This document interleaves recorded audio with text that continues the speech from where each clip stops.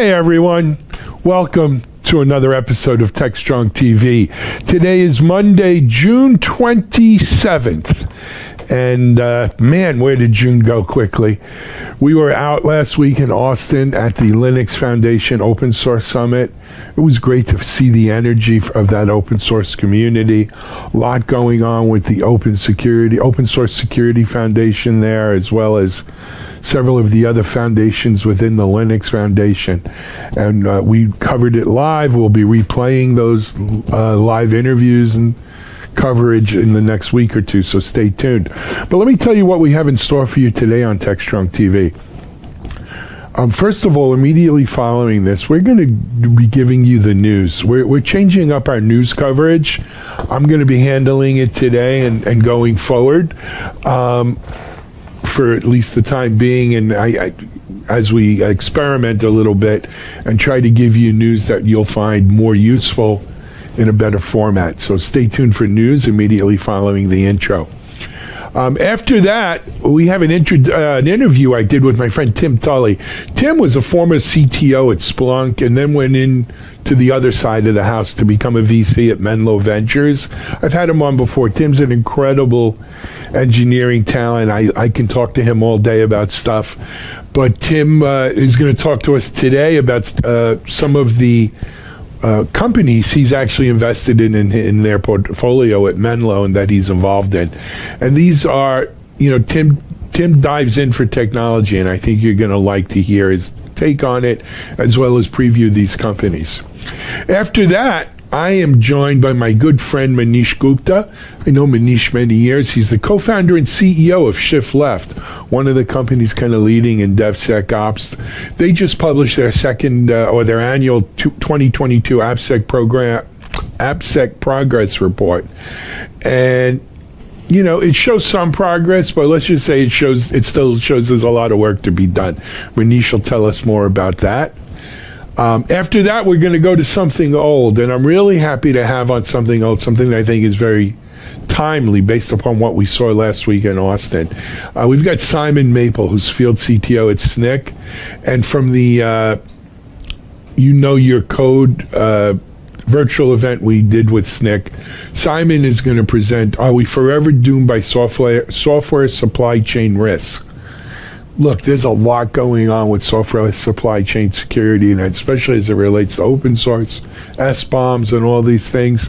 Simon did this one a few months ago, and I think you'll find it really, really useful in there.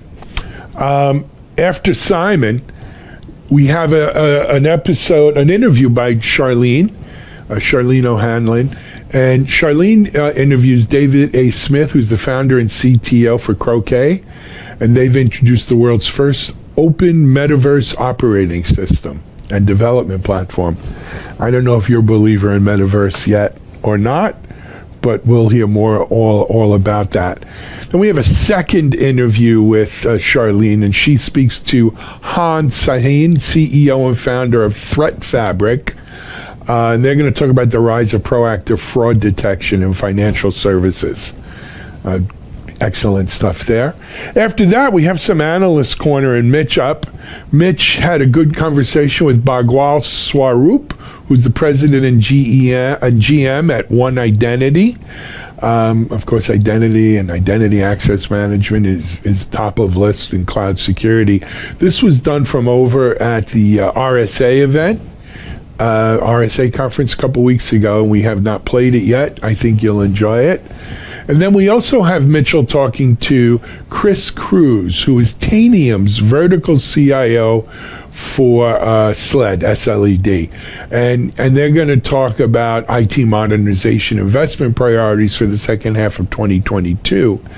And obviously with current economic conditions and budget cuts and everything going on in the world, that is something that's on people's mind.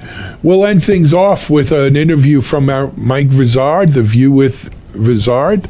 And Mike's interview today is with JobSidity CEO Andreas Garzone, who explains why the technology talent shortage requires an international perspective to resolve. I don't disagree with that either. So stay tuned. It's a great day. For TechstrongTV, we're going to bring you the news next. Looking for a live conference focused on the tools, technologies, and practices most important to your business? Innotech Conferences are live one-day business and technology conferences highlighting the latest in trends for IT leaders, developers, and IT professionals. Each event combines education, innovation, peer-to-peer networking, and the latest technology and business solutions for a diverse IT-focused audience.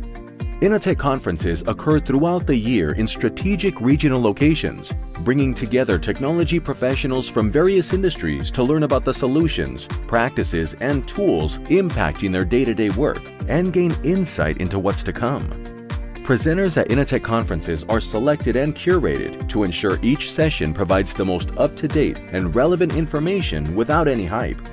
Whether you're interested in digital transformation, cybersecurity, cloud, IT leadership, or DevOps, Innotech conferences deliver.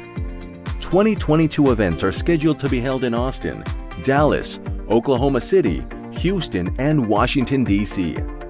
Innotech conferences are produced by TechStrong Live and powered by TechStrong Group.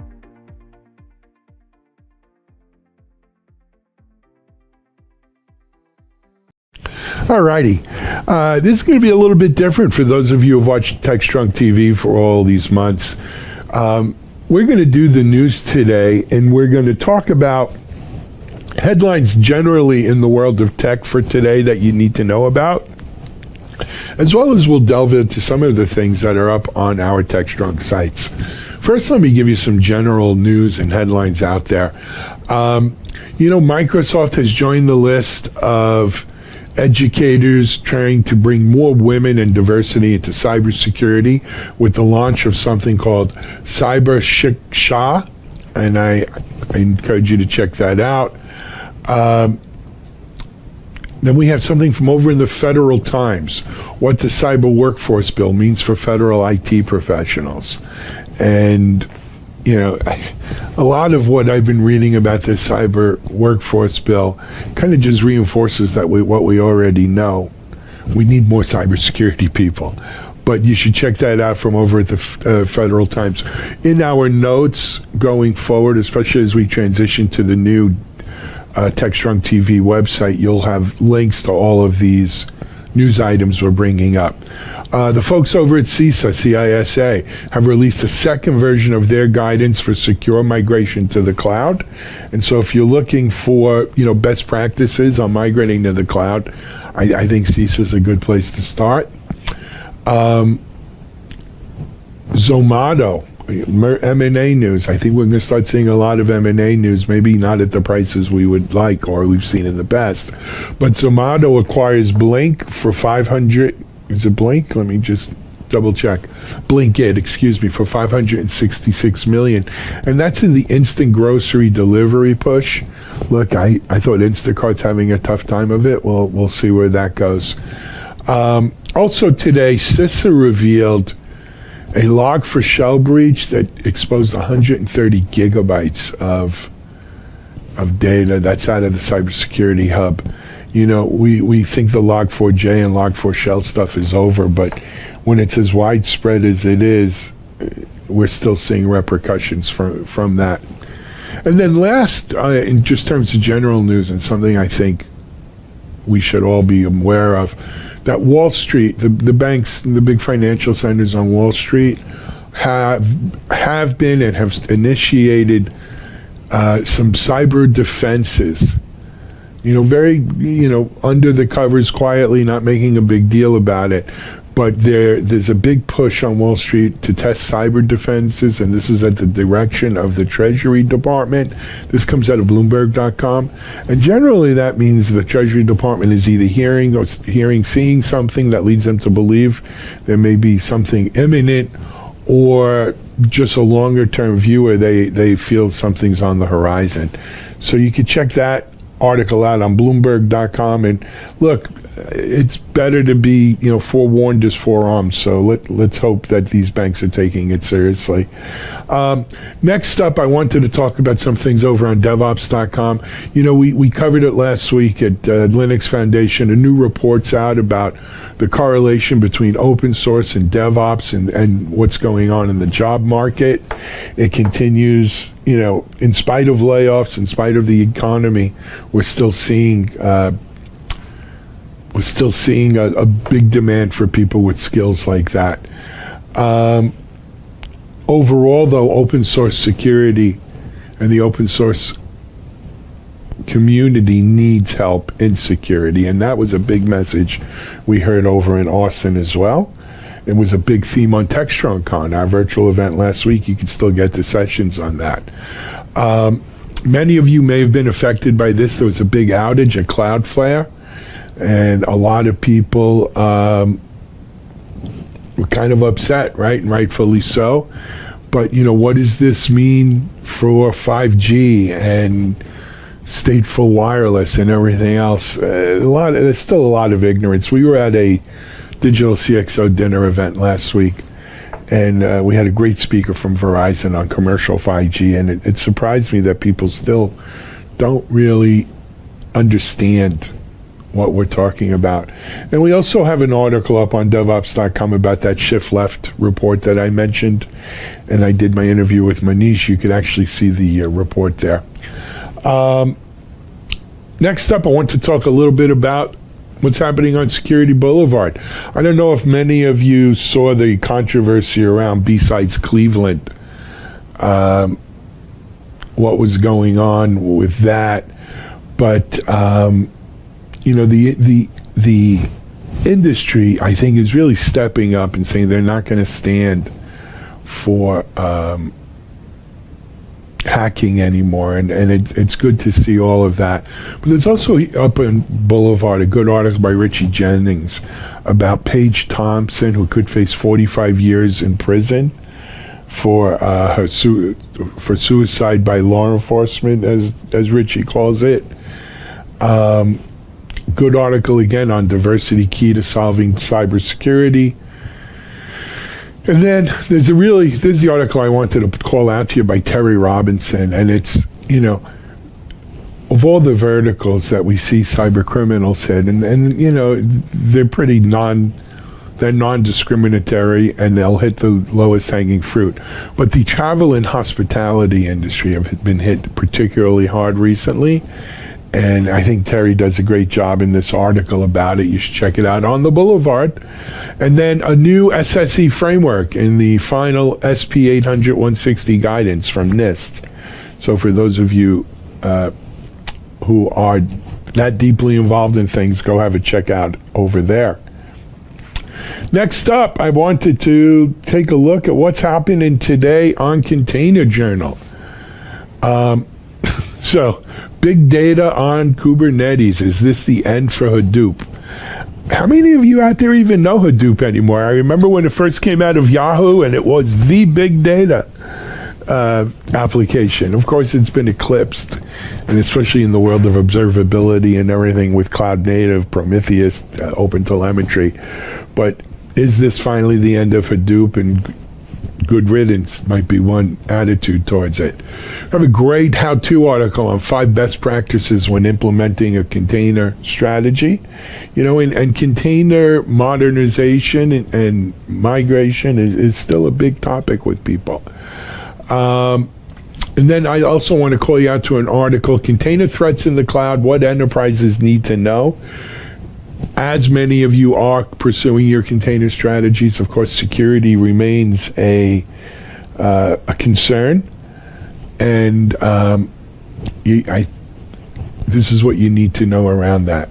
All right, next and last, I want to turn things over to Digital CXO, where Digital CXO leaders go to stay in the know. First of all, I want to call an article by Thomas Barton. You don't have time to modernize, shift data forward now.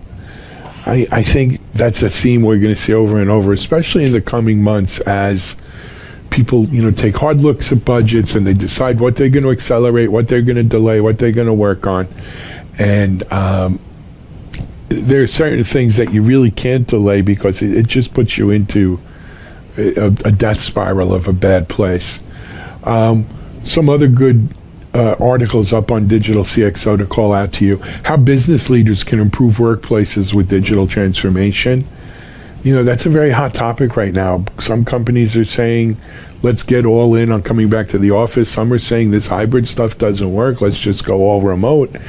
And, and this is the background as these companies seek to digitally transform. So there's a lot of questions and not in a short amount of answers right now.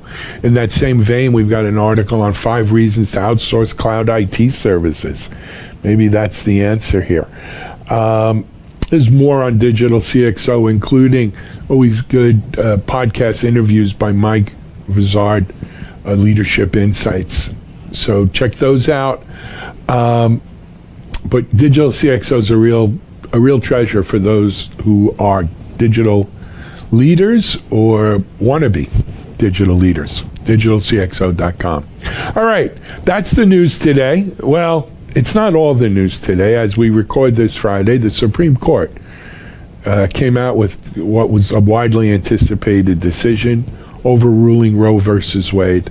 This is on the heels of them expanding the gun laws or striking down what they said was too restrictive gun laws in New York, and probably lead to similar in California and D.C. and other major areas. I try not to do politics here on TechStrong Group, but certainly no matter what side of these issues you're on, we live in interesting times, and there'll be a lot of people upset one way or the other with these. And my advice to all of you is, if you're that upset, vote. Don't scream, don't yell, don't post online, don't post memes or get suspended from social media. The strongest thing you can do to influence our Supreme Court, our politicians, and our society is to get out and vote. And if you don't vote, you don't have a right to say anything. So on that, I'll step off the soapbox now, and let's get on with the rest of our TechstrongTV.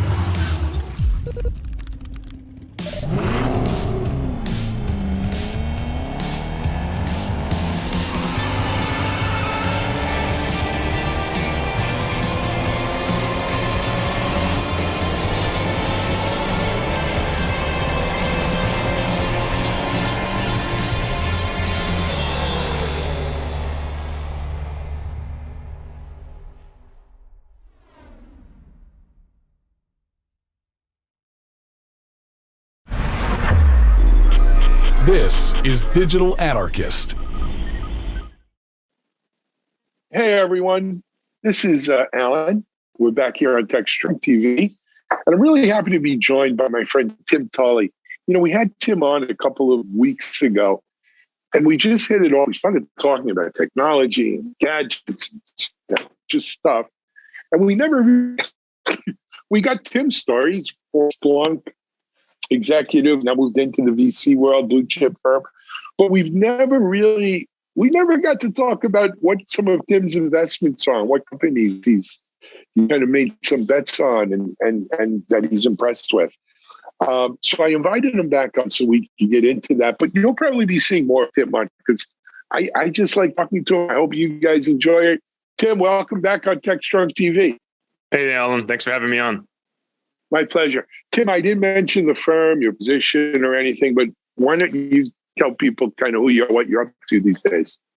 Yeah, I'm a partner at Menlo Ventures. Been here around a year. As you mentioned before that, I was CTO at Splunk and ran product and engineering. At Menlo, I primarily focus on investing in AI, ML, sort of data infrastructure stuff, things you would think of for someone with a more technical background coming out of Splunk.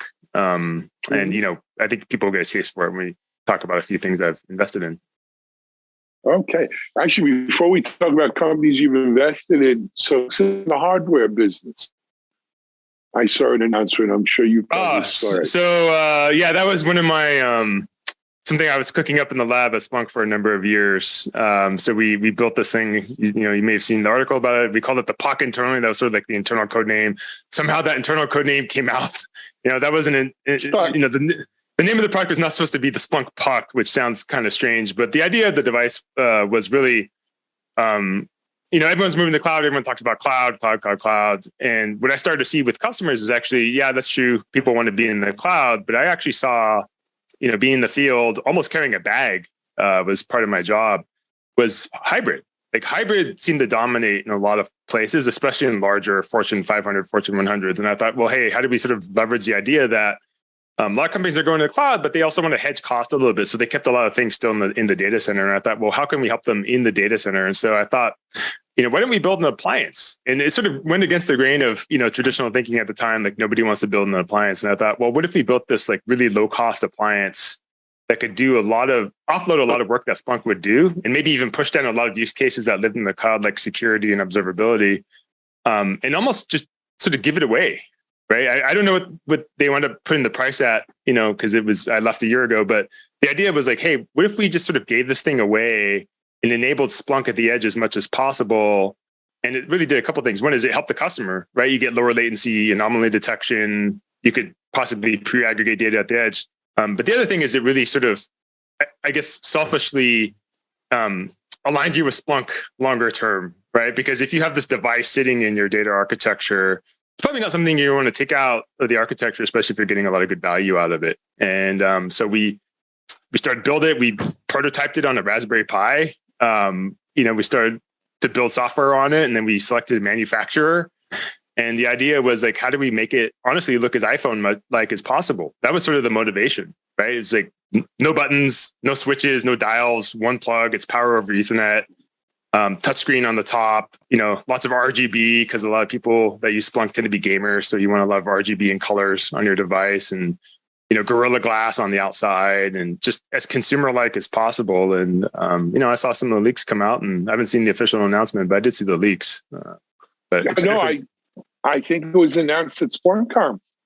Okay. I saw a leak in the British, the Register or something like that on Tuesday. Well, they always like to, that's a whole nother story. Sometimes they have issues with embargoes and stuff, right? Yeah. But it is what it is. Anyway, didn't mean to go down that track with you. I wanted to talk about companies you've invested in at Menlo. Give us a kind of roster and some backgrounds on these, Tim. Yeah. So I tell you the exact number offhand, 6 to 7 sort of investments in the last year, which is probably ahead of traditional run rate. But I had a lot of theories coming into the role. Saw my wife do it for a while and sort of watched the landscape and had some ideas on how to approach it. So first company I did is a company called Edge Delta. What this is it operates in this new category, which I think will be part of the main data stack for everyone moving forward. And what it is again, going back to that edge play, right? How do you process data at the edge? In this case, software, and pre-aggregate data, look for anomalies in real time, and then route data from the edge. And the main sort of target was Splunk, Datadog, or Elastic, and pre-aggregate data and help you save on cost a bit because those companies price on ingest volume. But at the same time, if you're sending pre-aggregated data there, how do you send sort of the raw data to long-term storage like S3 and so forth? And so I think, long story short, this is a key company, I think, for a lot of folks standing up their data architectures, because it's really the routing, right? How do you manage data? How do you traffic data? How do you sort of manage things in a cost-efficient way? And then how do you do real-time anomaly detection? If I were to start a big company right now, it'd be right in the middle of it. I don't disagree. This whole market around data aggregation, data analysis, data storage, and also kind of the push and pull I see between the edge and the cloud. I mean, clearly, cloud's the shiny kid on the block. Everyone wants to live in the cloud, but I think we sometimes gloss over the fact that not everyone is in the cloud and not everyone has everything in the cloud, certainly. But B, we're already seeing so then the next frontier, which is Edge. We had a little dinner event up in Philadelphia this week, and I had a fellow from Verizon's 5G team there, commercial 5G, not consumer. And he talked about what 5G means to the edge, right? And you're talking about putting, let's say, like a container, not a Docker container, a container at a cell tower, if you will, and using 5G technology that fixed wireless shaving and all of this good stuff. And it lives there. And then very selectively, what makes sense to offload back up to the cloud, right, can either go over that 5G network up to cloud, or, right, a company like Verizon, they bought UUNet and MCI, and they got a pretty decent fiber backbone to begin with. And maybe, that's the path to the cloud from the edge there. Yeah, it's a perfect use case for Edge Delta, right? You take their agent, it's a small Golang based binary, super, super efficient, and just run it right there in that container and decide where you want to traffic data. Perfect for them. They should give them a call. You know what? There you go. Hey, make sure that I get credit for that one, Tim. Well, the check's in the mail, man. Exactly. But I don't. Again, I think people say edge, cloud. They talk about data. Everyone realizes, how big it still is all about the data. It always has been. But they don't kind of dig in sometimes and recognize the implications and all of that until they're starting to write checks. Then all of a sudden everyone's like, oh my God, right? Yeah. Sounds like a great company. What is the name of it again? Edge Delta. Edge Delta. And right. Is it edgedelta.com or? It is, yes. Yes, it is. Great team of folks out of Sumo Logic and Microsoft and Twitter. Really strong engineering team. Great guys. After that, I did a company called Julia Computing, and this is a really fascinating company. This is the guys behind the Julia programming language, which is ripping right now, I would say. People use it a lot like Python. The nice thing about Julia is it has LLVM underneath the hood. And so what you get is sort of the Pythonic like approach of in the ease of use and the libraries and richness of the language, but with 10 to 100x to the speed. Wow. What's happening is a lot of pharmaceutical and scientific sort of use cases are popping up on top of Julia, and people are porting Python and Matlab over to Julia. So you see, all the top pharmaceutical companies, people who are doing things like analog circuit analysis, pharmacokinetic sort of, synthesis in the body simulation, the top sort of COVID vaccine manufacturers are sort of simulating how the body synthesizes the vaccines. And, what it's doing is making the simulations incredibly faster, right? And so what this company does is they obviously build the language, but they also provide a really rich platform in the cloud for you to run your applications. And so you can develop your applications in VS Code in the browser and then hit a button, and it basically deploys it onto their infrastructure that has like a Snowflake credits like pricing model. And they call their unit of pricing joules, which I think is kind of cool. Absolutely, joules, yeah. Well, but, also the electric joules. So I was wondering, because how the heck do you monetize owning a language, but they're selling it as a SaaS? Yeah, exactly. It's an application platform, really. That's really what it is. It's a head scratcher to invest in a programming language, you're right, but there's a robust software platform behind it. And so there's a whole suite of third-party applications that are running on top of that platform. And so you can imagine if Julia Computing are the guys that own the platform, then there's a sort of economic incentive on both sides from a distribution model standpoint to have that all in one place. And the website for that one?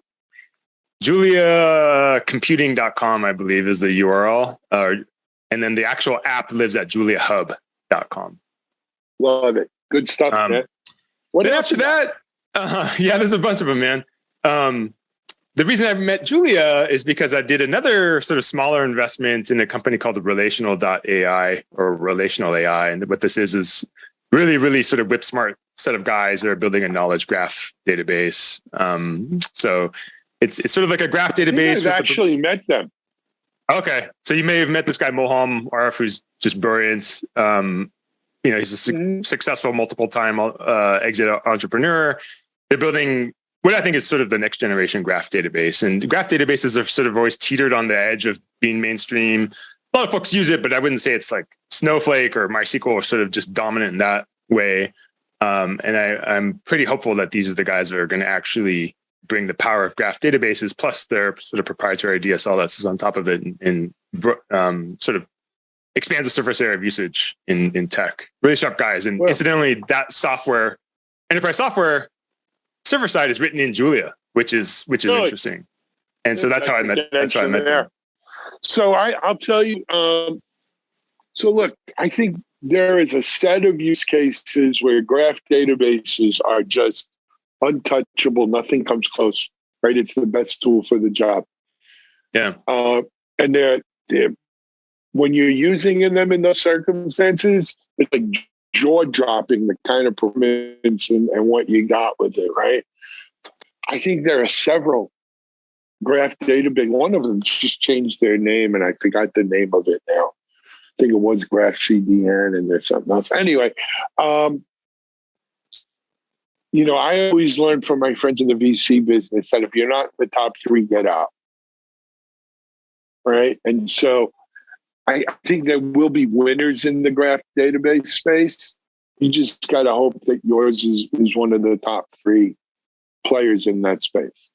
Yeah. Well, I think it's much more powerful. It's not just sort of a naive graph database approach like some of the others where you're literally writing these sort of really arcane graph queries. They have a really expressive and powerful language that sits on top of it. So you're not crafting these really sort of bizarre graph queries. And that's where I think it'll really start to differentiate, is because you can express really complicated business logic in their DSL, which then gets subsequently translated down to a graph query. And, really interesting sort of synergy.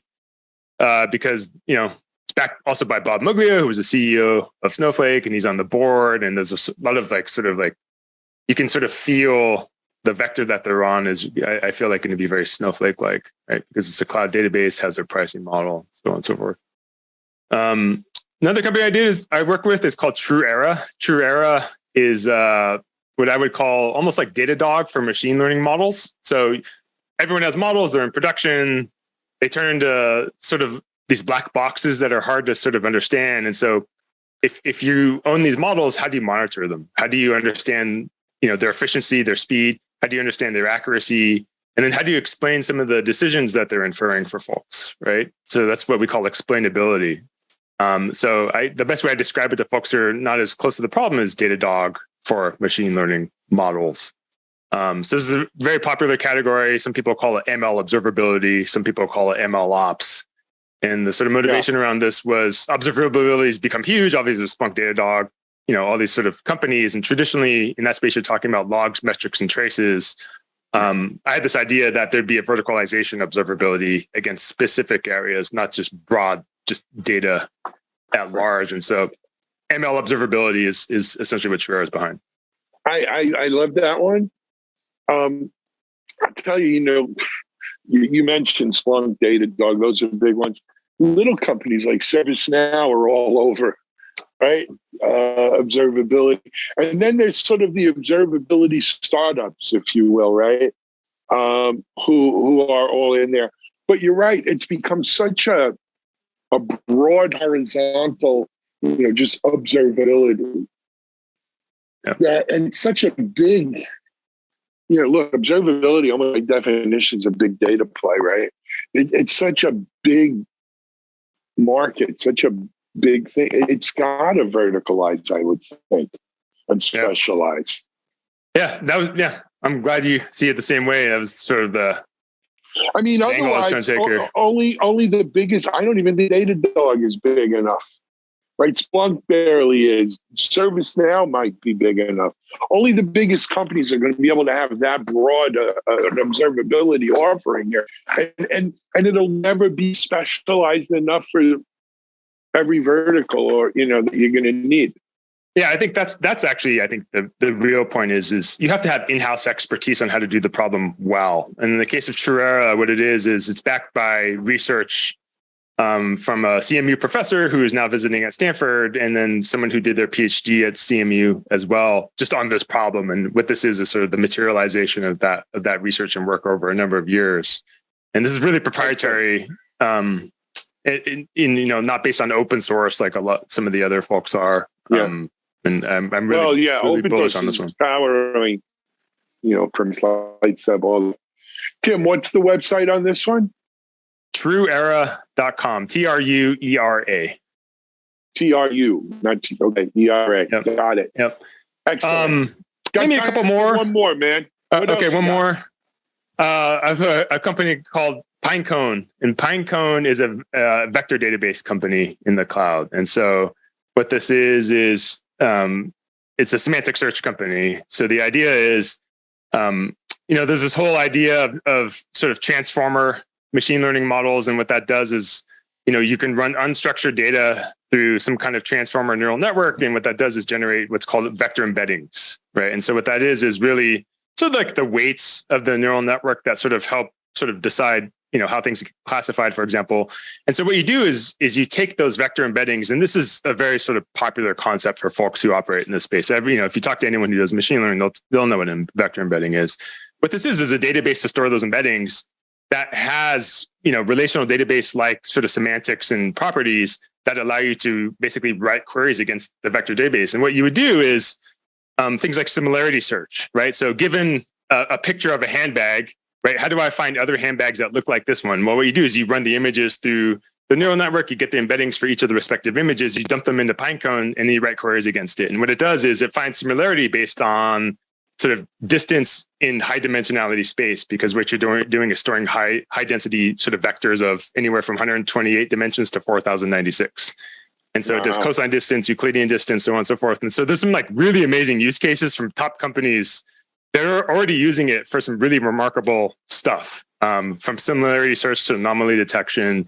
And the idea behind this is, I think this is the future of search, right? I think search as it is today is based on text and regular expressions and sort of pattern matching. And, it works, but it's a little bit sort of naive because you lose the sort of semantic meaning behind the data, right? And the only way to really generate that is to run it through embedding generation models, right? And so images, music, videos, so on and so forth. I think if I were to build a search company moving forward, it'd be based on this. And, all the top FANG companies are already doing that anyways. And what this is doing is bringing that really sort of hard to build technology to the masses and making it programmable for everyone in the cloud. Yeah, I'll tell you my take on this one. Most people watching out here, well, they're tech people, but most non-tech people, dealer consumers, say, oh, how hard can search be? Look what a good job Google does. Yeah. I mean, kudos to Google. They did do a great job for the most part. Like here on our sites, right? So I had like DevOps.com, for instance. We probably have, I don't know, 35, 40,000 articles over the last 8 years, maybe. Maybe not that much, 30, 35. I know what it's like to try to get a search engine on those. And beyond just text search, as you mentioned, but try to find articles beyond what they're tagged. It's hard. It doesn't really work as good as you think it does. Yeah. So this kind of thing gets me excited because we have webinars and videos and audio podcasts and all kinds of stuff. And right now we're stuck with how many tags you can put on these things, and that's how they're searchable via tag. I'd love to, check this out and see what it's about. Yeah, you hit the nail on the head in terms of use cases. You just run your articles through something like BERT or some other sort of popular model. You pull off Hugging Face and just dump it in the Pinecone, and then you're off and going. And probably take a day or two to integrate. Pretty straightforward stuff, and awesome docs and tons of examples and amazing marketing content around it. Yeah. Pinecone. Give us the website on that. Pinecone.io.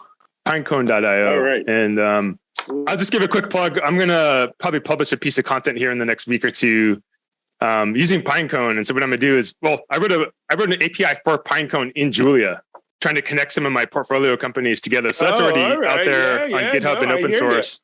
But what I'm going to do is publish a Medium article where I sort of, I vectorize images of myself and my wife and my kids, and I dump them into Pinecone. And I'm trying to sort of answer the question of like, who looks more like each of our kids? Is it me or my wife? That seems to be a very popular question. And so I'm going to use Pinecone to sort of answer that question. Yeah. Let me know how that works out, because I may say it then, because there's a constant battle with my wife, right?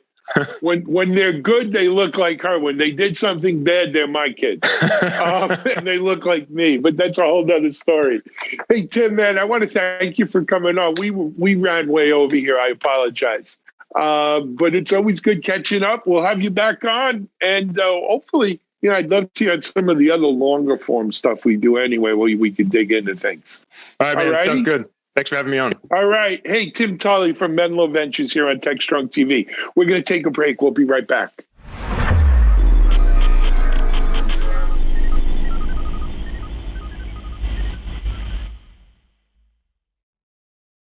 SecurityBoulevard.com is the leading resource for news, analysis, and education on challenges facing the cybersecurity industry. SecurityBoulevard.com covers all aspects of cybersecurity, including data security, DevSecOps, cloud security, application security, network security, security threats, and more. SecurityBoulevard.com has the largest selection of security content, featuring breaking news, blog posts, podcasts, and more. Visit www.securityboulevard.com to learn more. SecurityBoulevard.com, home of Security Bloggers Network. This is Digital Anarchist. Hey, everyone. Welcome to a TechstrongTV interview here. I'm really happy to have my friend Manish Gupta. Manish is, if you don't know, the CEO founder of Shift Left, the company Shift Left. And we're going to talk about the company Shift Left versus Shift Left in a second. But let me first welcome Manish. It's a pleasure to see you. Great to have you back on. We were talking. I didn't get a chance to meet up with you at RSA. I apologize, but we'll meet in person again soon, I hope. Absolutely, Alan. It's great to be here. You're looking good. Yes, I did miss you at RSA, but boy, was it fun to get together again after 2 years of hiatus. It was great to see so many friends. I've been doing the Security Bloggers meetup for 15 years there. All my friends who came up with us in security, over the last 15, 20 years. That's right. And I had to make a little speech, and that was the point of my talk was RSA, like the MasterCard commercial. The sessions were great. The whole show floor was overwhelming. The experience was great. But seeing our friends, priceless. Exactly. Right? You said it. You forget. I mean, this is great. I don't mind seeing you on Zoom. We've over the last 2 years, you and I have spoken maybe a dozen times like this. Right. It's just not the same. It is not the same. Yeah. Shaking people's hands, hugging them. Yeah. Physical. No doubt. I think it's part of the human condition, right? Anyway, speaking of RSA, Manish and we were talking off camera, as I mentioned. So I thought a really abused term at RSA, well, the biggest abused term was zero trust, but that's a whole nother story. But another abused term at RSA this year was shift left, right? Everybody was talking about shift left. And in talking to them, I quickly realized it wasn't the shift left that I grew up with, that I've come to know. And it's not the shift left that your company shift left is either. Why don't we talk? What is, why at this point in the game are we seeing this fuzziness around what shift left is and what is really shift left? Yeah, no, great question. I do agree with you. It is, given that it is an ill-defined term, it is often used by all kinds of startups to say, shift left. So look, as we are called the company Shift Left, we named the company 5 years ago, which back then it was barely a used term. Mm-hmm. I don't want to say that we came up with the term Shift Left, but it wasn't very well known clearly. And you know me, prior to starting Shift Left, I'd been in cybersecurity already for 15 years across companies like FireEye, Cisco, McAfee, spent 15 years detecting threats. And given the threats are continuing to rise, both in volume and intensity and complexity, I just felt that this was no way to get better. that we needed to fundamentally get better at writing software more securely, especially software that is increasingly going to the cloud as software as a service. And so the term shift left for me means how can we measurably move security left, which is earlier in the development pipeline, so that while developers are developing code, they can fix vulnerabilities quickly. And so the end goal, I always like to have metrics in mind, because otherwise, how do we know we've shifted left? And to me, the two most important metrics of shift left are, number one, what is the percentage of vulnerabilities that you were able to fix? Because that directly translates to reduction in risk, which directly translates to the reduction of cost for the company, because risk is cost. And the other second most important metric is what is the mean time to repair? How long is it taking for developers to fix vulnerabilities? That ought to be as low as possible, because the reason is reduction in mean time to repair means developers' productivity is going up, which means more revenue. Why? Because developers can spend that time instead of chasing vulnerabilities to actually deliver feature functionality to customers faster. So for the first time, at least my goal, my vision was to deliver a security solution to the industry which increases revenue and decreases cost measurably. Yep. And you know what? Well, the proof's in the pudding, and we're going to get into it in a second. But I think that was pretty crystal clear, Manish, right? I'm glad, because look, you probably saw 3,000 startups on the RSA show floor. There was, in fact, a session where we had multiple CISOs. It wasn't a sponsored session from Shift Left, but there was a session at RSA where there were multiple CISOs on the panel, and they all talked about, look, we've been buying cybersecurity solutions for 15, 20 years. But if you ask me, give me a measure of, are you getting better? Give me a measure of, you bought this tool and what is the ROI? I couldn't give it to you. Well, but that's also, look, so full disclosure, Manisha and I know each other 15 years. He was at McAfee a long, long time ago. Still Secure was a company I had co-founded back when we were doing NAC and everything. I mean, Manish knows security beyond Shift Left. Manish, that's always been the problem, yes. Right? Because when your security is good, no one hears about you. It's only when you have an incident, everyone says, oh, their security must not be very good. They had an incident, right? So it's very hard to measure ROI. It's very hard to measure not being the victim of an attack, not being the victim of an incident in security. I mean, compliance, you could say, okay, well, I passed an audit, so I'm compliant, so I must be doing something right. But that is a problem with security. And it always this is not a Johnny-come-lately problem. It's a historical problem. It has. Yeah. But I think us vendors have to also do a better job, as opposed to just hide behind that statement, right? To actually deliver measurable metrics. Like, for example, we've done it in our product. As you know well, application security has been around for a good 20 plus years.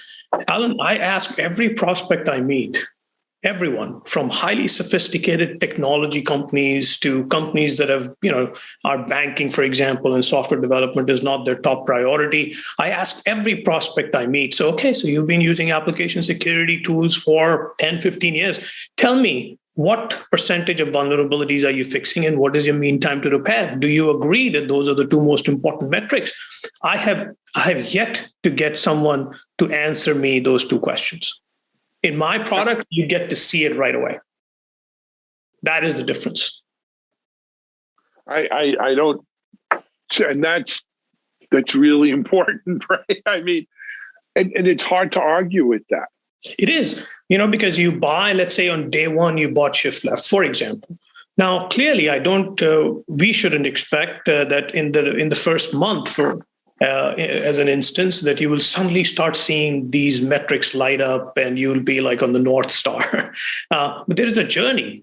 But look, and this is a report that we'll be publishing today, where we talk about how across our customers, Alan, they are fixing 76% of the new vulnerabilities we find in less than 12 days. So as I said, two metrics. What is the percentage of vulnerabilities being fixed? What is the mean time to repair?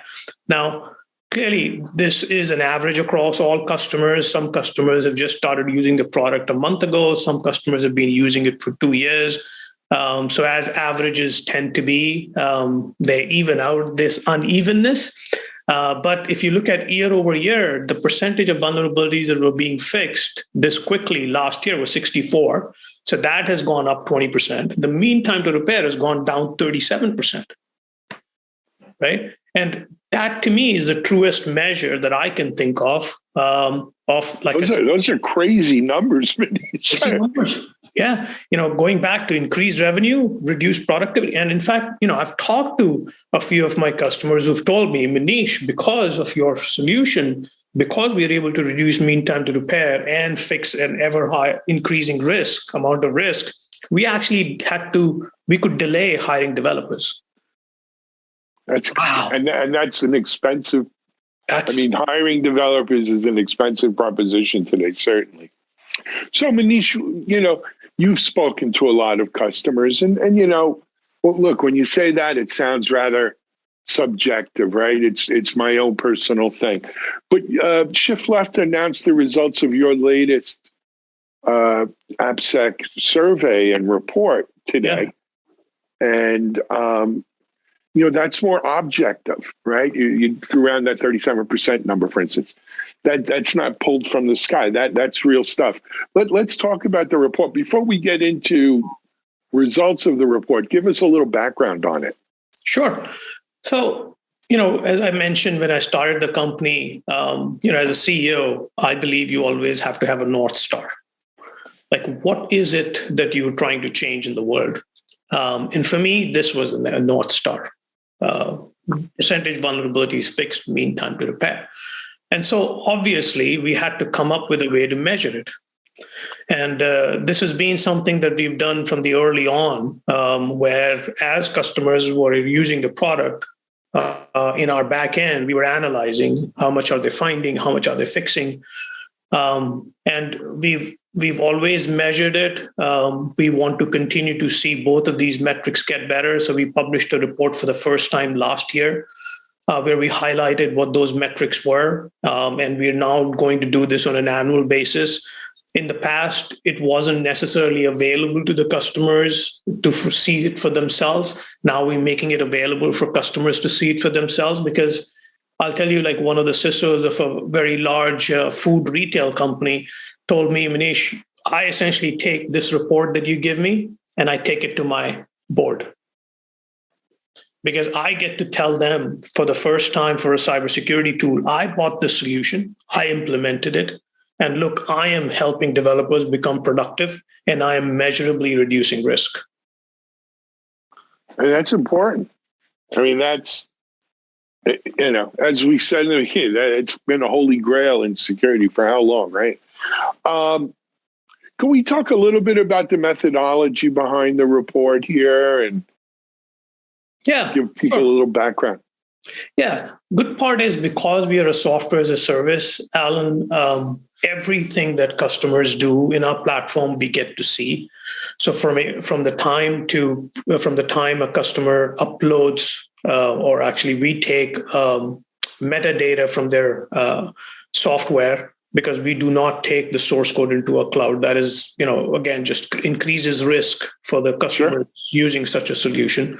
So we do not take software, but from the time we take the metadata, and so we look at everything that all our customers do. So millions of scans in a given year across hundreds and thousands of applications. We measure everything from number of scans, how long a scan took, what is the programming language being used, what are the number of lines of code, how big is this application, how many vulnerabilities were found, what kind of vulnerabilities were found, how quickly are they being fixed, which vulnerabilities are being fixed more quickly than the others, how many vulnerabilities are being marked in our platform as, ignore, which to us means false positive. So yeah, we measure all of those things, and we constantly want to see improvement in all of these areas. So even scan time for us is an important metric because the world is becoming faster, which means our ability to analyze code should become faster. So we measure that on a year-to-year basis. And it is because of all of these measurements that we are, for the first time, able to see things which are eye-opening. For example, typically what I hear from security and AppSec is, Manish, my developers have started using CI/CD, and so they're developing faster. And as they become faster and faster, it is becoming harder for me to do application security. Looks like I have to ask them to slow down if I'm ever to catch up. And that is the logical conclusion that people come to. What we find from our data is customers who are scanning more often, meaning developing more often, are actually fixing a higher percentage of vulnerabilities. So it's the opposite. And the reason is very clear. Once you have the right set of technology, what that lands up doing is, if you're making one change a day, that gives you one chance to fix a vulnerability. If you're making 10 changes a day, it's now giving you 10 chances to fix that vulnerability. So, and this is, if AppSec, if percentage of vulnerabilities being fixed is going higher, application security is happy. If percentage of, if MTTR is decreasing, developers are happy. And if both of these parties are happy, productivity is up and security risk is down, guess what? What does that give us? I think that is the emergence of DevSecOps, isn't it? It's that culture that we talk about, which has eluded us. So if you were to Google DevSecOps metrics, you won't find an article that gives you anything meaningful.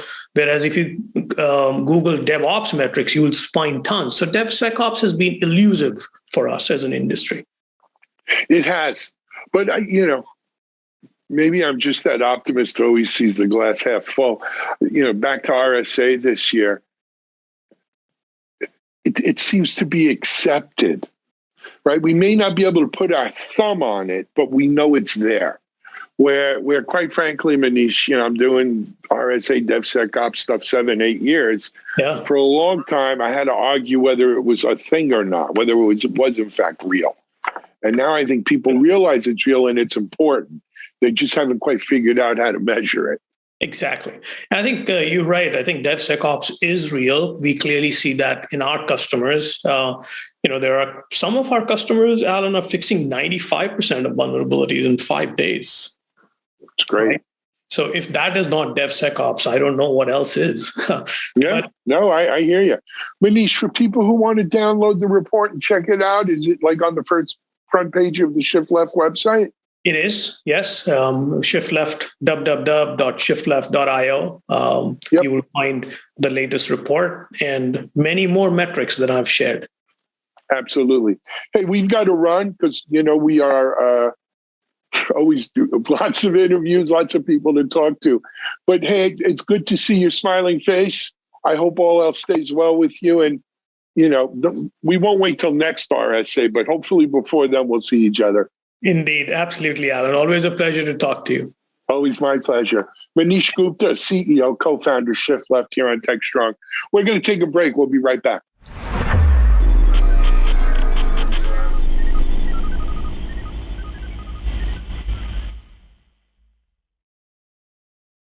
ContainerJournal.com is the leading online destination for centralized computing-related content. ContainerJournal.com covers all aspects of software containers, from container management, data management for containers, container security, networking for containers, to the entire container ecosystem, Kubernetes, microservices, serverless, and more. ContainerJournal.com has the largest selection of container-related news, featuring breaking news, blog posts, podcasts, and more. Visit www.containerjournal.com to learn more.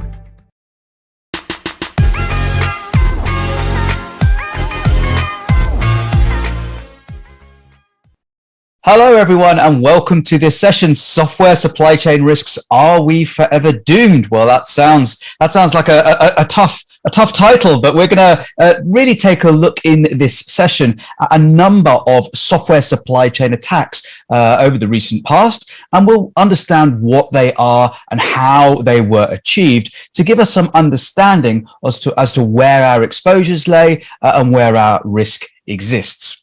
My name's Simon Maple. I'll be giving this session, and I'm the field CTO here at Snyk. My background is very engineering based, so I have been an engineer for the last 20 years commercially, and I would say the last 4 years I've been at Snyk as a developer advocate lead, and now the field CTO. My background is heavily Java based. I am the founder and leader of the Virtual Jug, also leaders of the London Java user group, and DevSecCon, a great developer-focused security community. So let's jump in. And, if you join this talk, hopefully what that means is, well, first of all, you care about software, you care about the security of the software, not just that you write, but also that you use, that you pull into your application. But most of all, you're curious, like I am, about how open source software supply chain security impacts us all, whether we're users, whether we're builders, consumers, etc. So let's first of all take a moment and reflect on this picture. Now, when you take a look at this photograph, what comes to your mind? Perhaps it's this amazing futuristic world or outlook of the world where education and learning happens online. Our kids can make use of technology to forward their education and learnings. But there are other things that maybe kind of evokes some thoughts in our mind. Perhaps this is the uprising of our robot overlords. For me, I ask myself a couple of things. I would say, first of all, how much does this robot learn about the environment, about my child? Where is this information being stored? What is being uploaded? Where is it being uploaded? How is it being secured, or is it being stored safely? Other things that you might ask is, well, where does the robot get its updates from? Security updates, bug fixes, those kind of things. Is this upstream source? Is it possible to compromise that upstream source? What might happen if this upstream source got compromised? Perhaps someone could get access to the video feed. Perhaps someone could talk to my child. Perhaps someone could see in my house where people could break in, and so forth. Now, this is interesting, and of course, anyone who's a parent or with family, this is the kind of thing that could keep them up at night. This is the kind of thing that evokes powerful emotions from us, and it's largely because it hits us where we care most. And when we think about applications and application security, we need to think about the same considerations. Okay, where just because it's our application rather than a member of our family, okay, of course we need to care about our members of family much more. But when we think about our applications, we need to put that care into how we build them, into where open source libraries are getting their updates from, what the communities are like, etc. And we're going to take a look about a number of different ways in which these have been compromised. So today, we're going to be sharing real-world examples and stories of how developers largely play fundamental roles in these types of security incidents, and really hopefully explain why you need to care about the software supply chain and the security of that, and also leave you wondering and questioning where you should put your trust. And it's an important thing to really ask yourself, am I trusting the right people? So, talking of trust, let's rewind a little bit in time and really get an early glimpse of how one developer perceived the risks of open source security, open source software. Now, back in 1984, a Turing Award winner, Ken Thompson, wrote this short essay titled Reflections on Trusting Trust. He added and described how he added a backdoor into the login program of Unix and continued to add a backdoor into the C compiler and further continued this chain to add a backdoor into the compiler that compiles the compiler and so forth.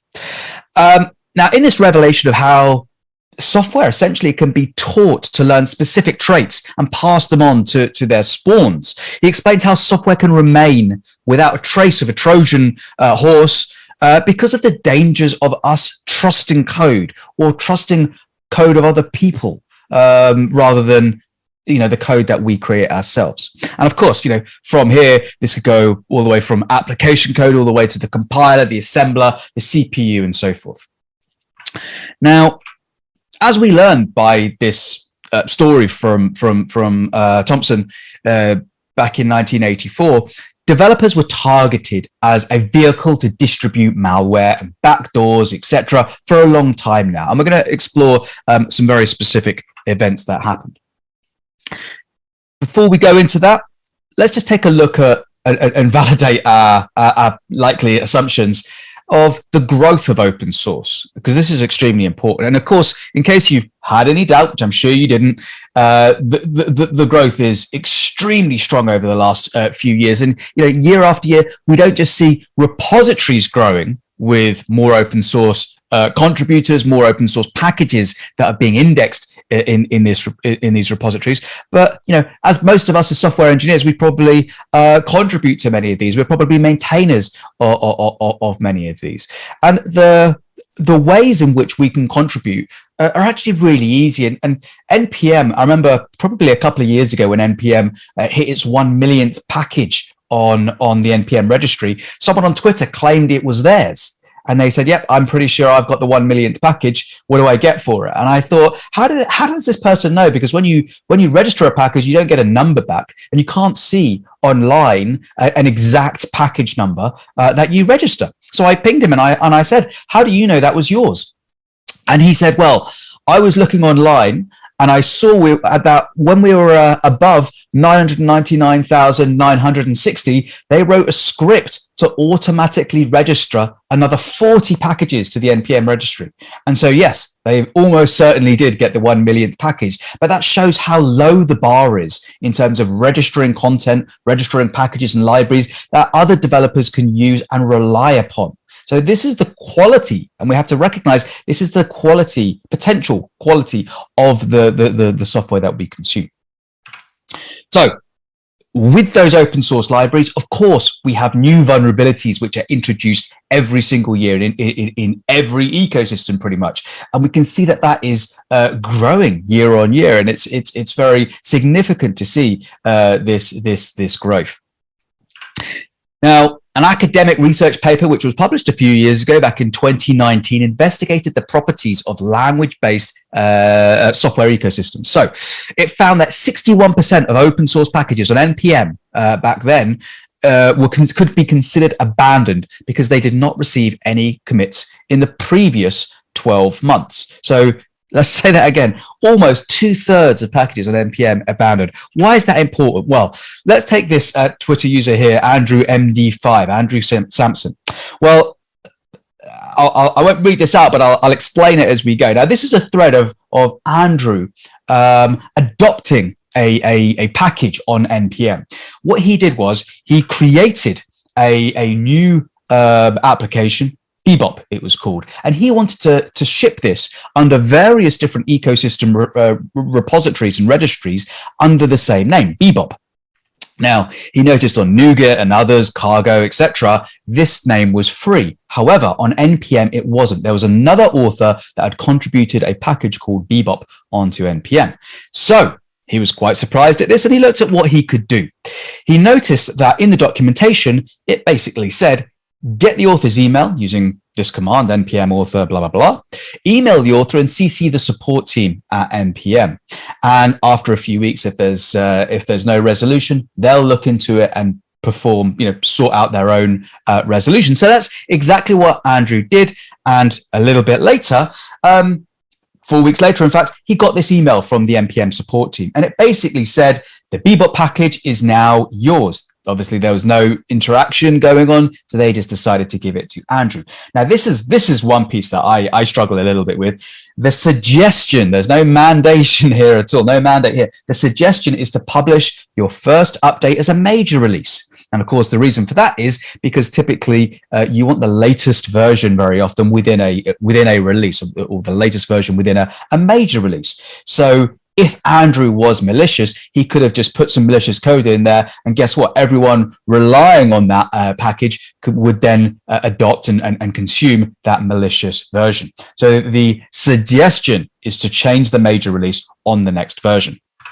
So you'd think that would be okay because it was an abandoned package, this Bebop package, or was it? Well, actually, it wasn't abandoned. Then there was another user called ZK who published it 8 years ago and was actually still using it consistently. And in fact, it was a dependency in over 30 different other packages on NPM. Now, Zach, the previous owner, didn't notice any of this, and in fact, was quite surprised when he tried to create a new release, but couldn't. And as a result, he opened a ticket with NPM support, and their response was that they wouldn't be returning this package to him. And as a result, they offered him obviously some nice little gifts in a gift shop somewhere in the GitHub shop. But of course, that's not enough. He's had his package taken away from him, and this should really be a concern to the consumers of the project that were potentially now expecting the same maintainer to be releasing under that package name. Now, let's take a real world example about how something like this has actually had malicious intent. A few years ago, back in 2018. Wow, that seems a long time ago, right? 2018. What a lot has happened since then. The event stream incident. This is one of, I would say, the highest impact surgical attacks that has happened on the NPM ecosystem. This project here was used as an attack vehicle to distribute malicious JavaScript code, which was designed to decrypt itself in a very specific environment to target developers of a very particular Bitcoin wallet. And this was known as the event stream incident. So let's go into this in a little bit more depth. This is the timeline. Now, event stream was a package that was created in 2011.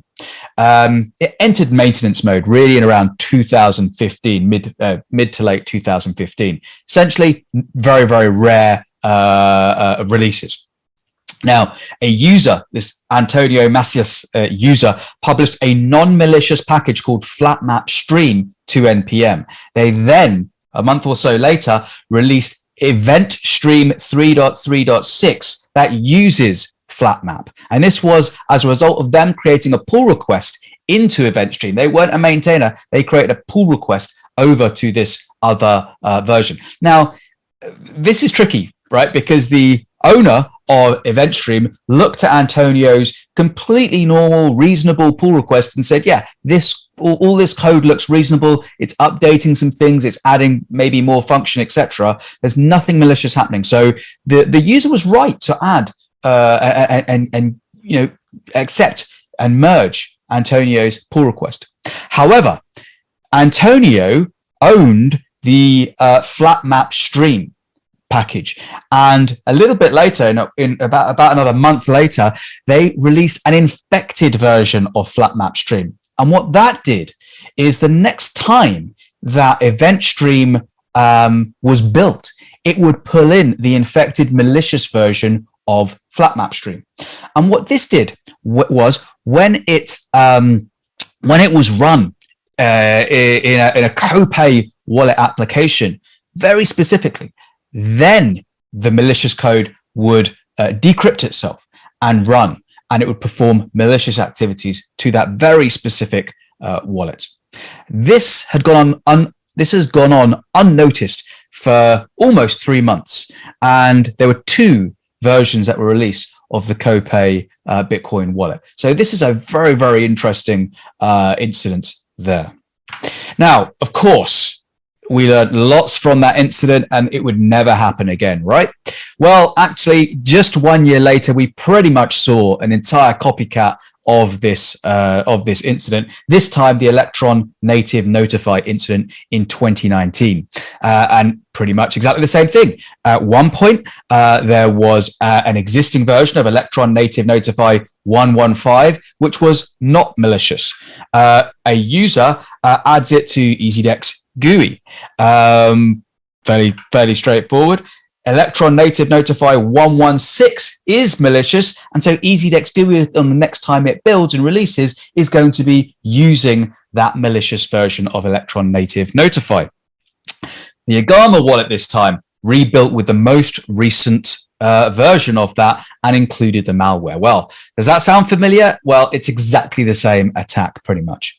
Now, we don't just need to rely on our devs being careful about the dependencies they pull in. We also need to rely on the maintainers of those dependencies to uphold the same standards. And of course, in the open source community, your mileage will vary massively across all the different open source libraries, and the awareness of those maintainers about the security of those libraries as well. So how much thought are we giving to the security of our own development infrastructure? Well, resources like your cloud instances, your staging environments, or even your build and CI tooling. All of these are pieces that could potentially be attacked. Let's take an example. In January 2021, a security researcher, luckily for us, broke into Microsoft's VS Code GitHub repository. And this essentially provided them with the capabilities of making code modifications to this very, very popular IDE. Now, this resulted because a command injection flaw was made possible because of a flawed regular expression. And so the attack was essentially opening a new pull request and having that attacker actually execute code that the VS Code CI scripts were running without any kind of authorization or authentication checks.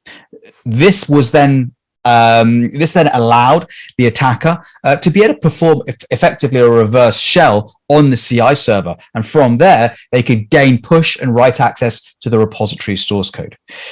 This was actually done by the researcher while they were riding a train and just thought, I'm going to have a look at the VS Code source code. Of course, we all do that, right? Now, fortunately, that security researcher reported it very responsibly so that Microsoft could actually fix that flaw before someone malicious took hold of it. But of course, just imagine if that did happen in a more of a malicious way. So how much do we know about the current state of open source security and what it entails? Now, we're going to talk a little bit about the security awareness within certain communities. In this case, the Python and JavaScript open source communities. Now, a group of researchers here in 2020 investigated how maintainers work in the open source community with regards to their mitigation of security vulnerabilities that were raised. And one of the big questions was, of course, how quickly do you as a maintainer mitigate a newly published security vulnerability? So someone raises the vulnerability, how much time does it take as elapsed before the security maintainer can apply the fix? Well, on average, the research found that it takes 100 days for both JavaScript and Python communities to start mitigating this public vulnerability. So, we have to ask that question. Is that fast enough for you? Do you know how long the libraries that you consume, the libraries that you're using, do you know how fast they're able to turn around a fix for a public vulnerability? Now, if we examine the number of commits that mitigate a vulnerability, so this is effectively the total number of commits over time that are security mitigations over the total number of commits, whether it's a security mitigation or a regular bug fix or a feature. Now, here we can see that the JavaScript community was largely inactive up until 2018 or so, when there's a massive spike there. You can see in the gray there, whereas the Python community was actually had a good overall AppSec awareness for years before that. Let's take a specific example, and this is a library called Marked, which exists in the JavaScript environment. And here, this is a Markdown parser. It has millions of downloads per week from the NPM environment. And there was a cross-site scripting bug, or rather a security issue that existed. Let me very quickly show you what that looks like. So here I have my intentionally vulnerable application. It's a goof to do application, so I can do things like let's buy some milk, and it'll add my to do there.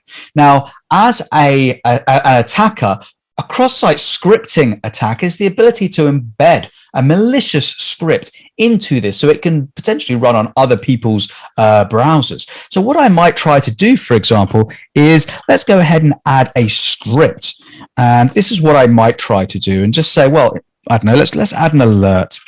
And let's try something along these lines. We're trying to get this so that when this appears in this page, it's actually embedded and recognized as HTML, and my browser will run that alert. So I run that. It doesn't quite work. We're sanitizing. The marked library is doing sanitization. But it's a marked library, so it's doing Markdown. Is there another way in which we can add this script as Markdown? So what if I do something along these lines and add a link? So what I might do is, for a link, of course, I can do something like, HTTPS sneak.io, for example, and that will provide me with an HTTPS link there. What I could also do is create a bad link. And in this case, my bad link is going to, rather than use HTTP, I'm going to just embed some JavaScript here. Oops, some JavaScript. Close. There we go.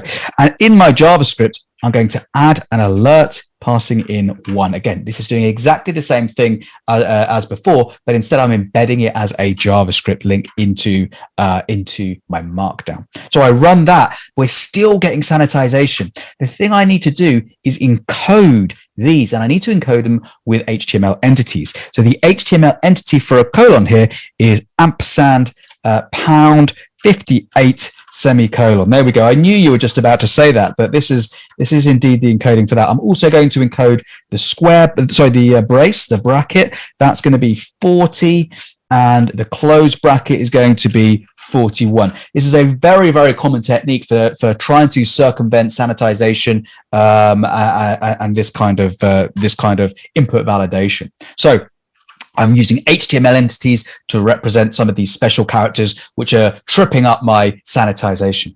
I run that, still don't get in. But what I'm going to do is type this, a JavaScript command right there. And now this is no longer the colon character because there is no semicolon after this. As a result, it will circumvent the sanitization that exists in the marked library. However, by the time this gets processed and comes to the browser, there is enough still there for the browser to understand that this could be a colon. In the same way, if you miss a closing anchor or a closing div tag, the browser will help me out and add that. And of course, if I now send that, I get my bad link, which if I click, provides me with that alert. So we now have this cross-site scripting attack.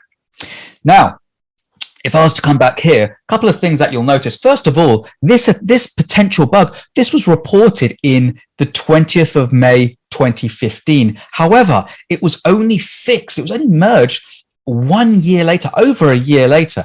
Yet this pull request had information about how to attack. It had the actual fix as part of the pull request, as well as some tests in there as well.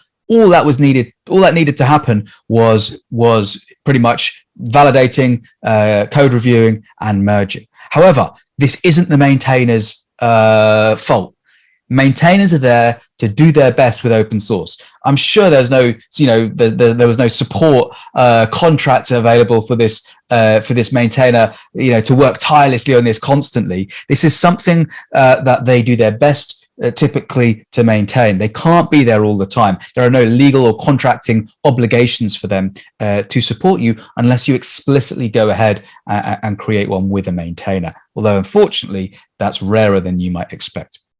So when a fix goes in, a couple of other questions. How fast do you become aware that that fix is available? How fast can you consume that fix into your application? Now, there are some other questions, of course. We're all very much dependent on open source software, reliant on security of the security hygiene of maintainers, but we can't ignore that question of where we put our trust into these maintainers. Let's take a little bit of a deeper dive on NPM maintainers. In 2017, a security researcher working with the Node Foundation conducted some research in which they wanted to assess the state of weak NPM credentials used by maintainers. And their work revealed some quite devastating truths around the lack of security hygiene among developer accounts.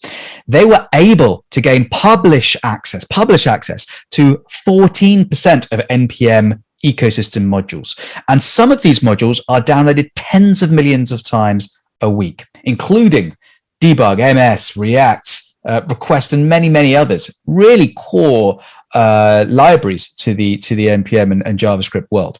Now, the problem was rooted with insecure passwords, which were chosen by well-known maintainer accounts, such as literally sometimes the word password as their environment. And of course, we can do more things about that. What could we do? Well, one thing that we could do is add some kind of 2FA to that account, so that if an attacker tries to gain access by guessing our password, there's a second level of authentication that they need to do. Well, two-factor authentication has been supported in NPM from 2017. However, by 2019, only 7.1% of NPM package maintainers have enabled 2FA. And even a year later, it's still less than 10%, almost just over 9% of developers on NPM using 2FA. So quite shocking, quite scary figures to show how potentially easy it is for malicious actors to break into people's accounts in NPM. So Bruce Schneier, an amazing author actually of a number of great materials and books, but great quote from him: people often represent the weakest link in the security chain and are chronically responsible for the failure of security systems. And I think when we look at the research that was done previously, it just shows how potentially easy, with some of the major tens of millions of downloads per week, some of those major libraries, how easy it could have potentially been for someone to break in through there. Now, of course, in a term coined by Linus's Law back in 1999 by Eric Raymond in his work, The Cathedral and the Bazaar, in which he explored the differences between software development as executed within the open source movement and those more closed source created by enterprises and effectively formally organized companies. Now, Eric stated that given a large enough number of developers and users, software flaws will be quickly identified. Well, is that true? Well, of course, in January 2021, it was discovered that sudo, everyone knows what sudo does, a very, very common Linux utility on so many different Linux distributions, had a major security vulnerability. Specifically, any unprivileged user can gain root access just based on the default sudo configuration. Now, of course, it didn't really help having so many eyes on that. But what's so daunting is this was essentially hiding in plain sight for over a decade. For 10 years, this was existing in plain sight. So, software supply chain attacks, they really do impact all of us. We can't deny being a part of an open source ecosystem, whether we're consumers, contributors, maintainers. So much of our applications are made up of open source components. We can't hide from it. Now, sometimes we reached a point where we took open source for granted, where registries, in their nature, allowed developers to openly push packages to them. But one thing that we became very accustomed to is expecting them to always be there.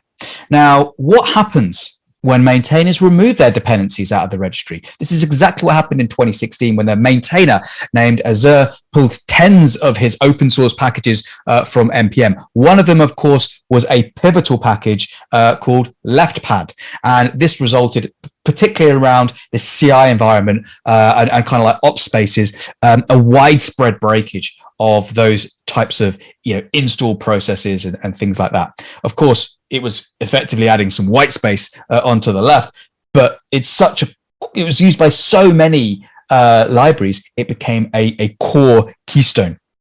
Now, this showed us a couple of things: the weaknesses in how businesses fail to manage their open source software, and exposed really this soft spot, but also how registries didn't foresee this as a problem, how they were not designed to handle this specific circumstance. So what kind of malicious activities and assets can we track back to open source ecosystems? Well, time and time, we find more malicious packages hitting the NPM ecosystem. And maybe you've installed one of these accidentally, potentially by a typo spotting mistake, where you just typo a library and you actually get a malicious version. Or of course, someone planting these maliciously in your dependency tree. And it's extremely hard to find those when you're rebuilding your packages. Now, malicious packages, of course, aren't just something in the JavaScript ecosystem. Back in March of last year, 2021, more than 3,000 malicious packages were published on the Python registry, PyPI. Now, this really shows us how attackers can harness open source to their advantage. And gentleman Alex Burstan published his research in February of last year to say how they exploited design flaws in package managers, registries, and human error to infiltrate into a number of different corporations, essentially using dependency confusion, and hacked into Apple, Microsoft, and so many more other companies. Very, very interesting attack, this one. So I'm coming up to time. So what I really want to do is just leave you with a couple of questions. I've shown you a number of attacks, but really this is kind of the tip of the iceberg here, because, you know, are we essentially going to be relying upon using more or less software in the future, specifically more or less open source software in the future? And the big question, which I really would hope you ask yourselves more and more when using third-party libraries, packages, plugins, tools, is who do you trust and who should you trust? Thank you very much for your attention, and we'll be happy to take questions now. Thank you.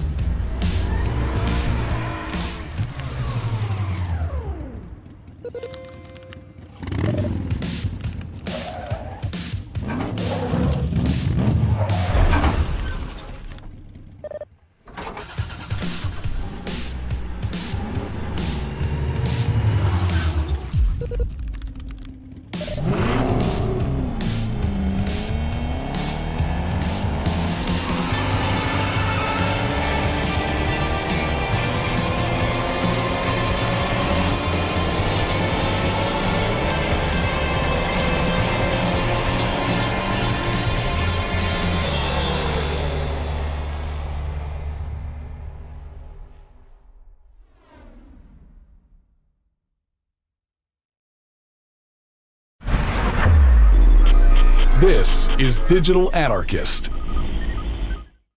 Hey, everybody. Welcome back to TechstrongTV. I'm Charlene O'Hanlon, and I'm here now with David A. Smith, who is the founder and CTO of Croquet. David, thank you so much for joining me today. I do appreciate it. Thank you. It's fun to be here. Well, I'm excited to have you here because, well, I'm excited to have you here, but I'm also excited to have you here because we are talking about a brand new operating system that you guys have created for the Metaverse. So tell me all about that and how you guys came about this. Yeah, actually, this started in a sense before most of your audience was probably born. Doug Engelbart, who is known as the person who invented the mouse, had this idea of what it meant to, he was after this idea of augmenting human intellect, but in particular, augmenting it with groups, people collaborating to solve hard problems. And the mouse was sort of, think of it as inventing the pencil, but you're really inventing writing, and writing's a much bigger idea.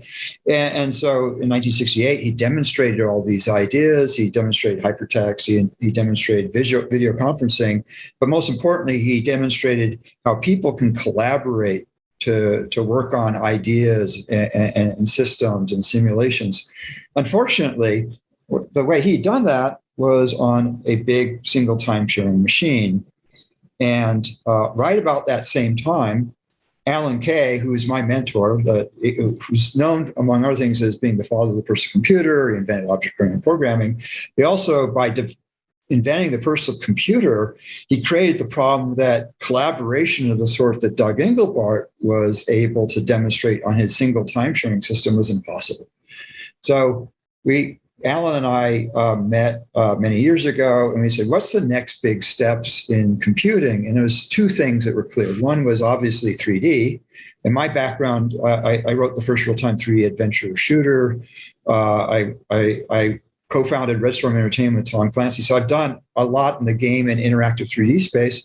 The other thing that was even more important was this idea of true collaboration. So we joined forces along with a person named David Reed. David was the architect of the UDP protocol and co-architect of TCP/IP. And his thesis was this idea of replicated computation. And it's like, that's the way to do it.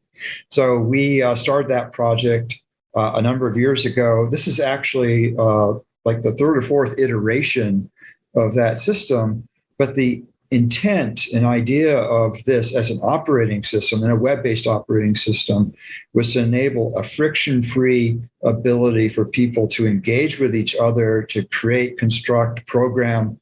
It's a live environment, and it's multi-user, not just at the deployment side, but even on the creation side, which is in a lot of ways more important. So how does this differ then from any other sort of operating system that you would use? I mean, I guess I should ask, is it possible to use other operating systems to develop for the metaverse? Yeah, actually, the metaverse concept is extraordinarily broad.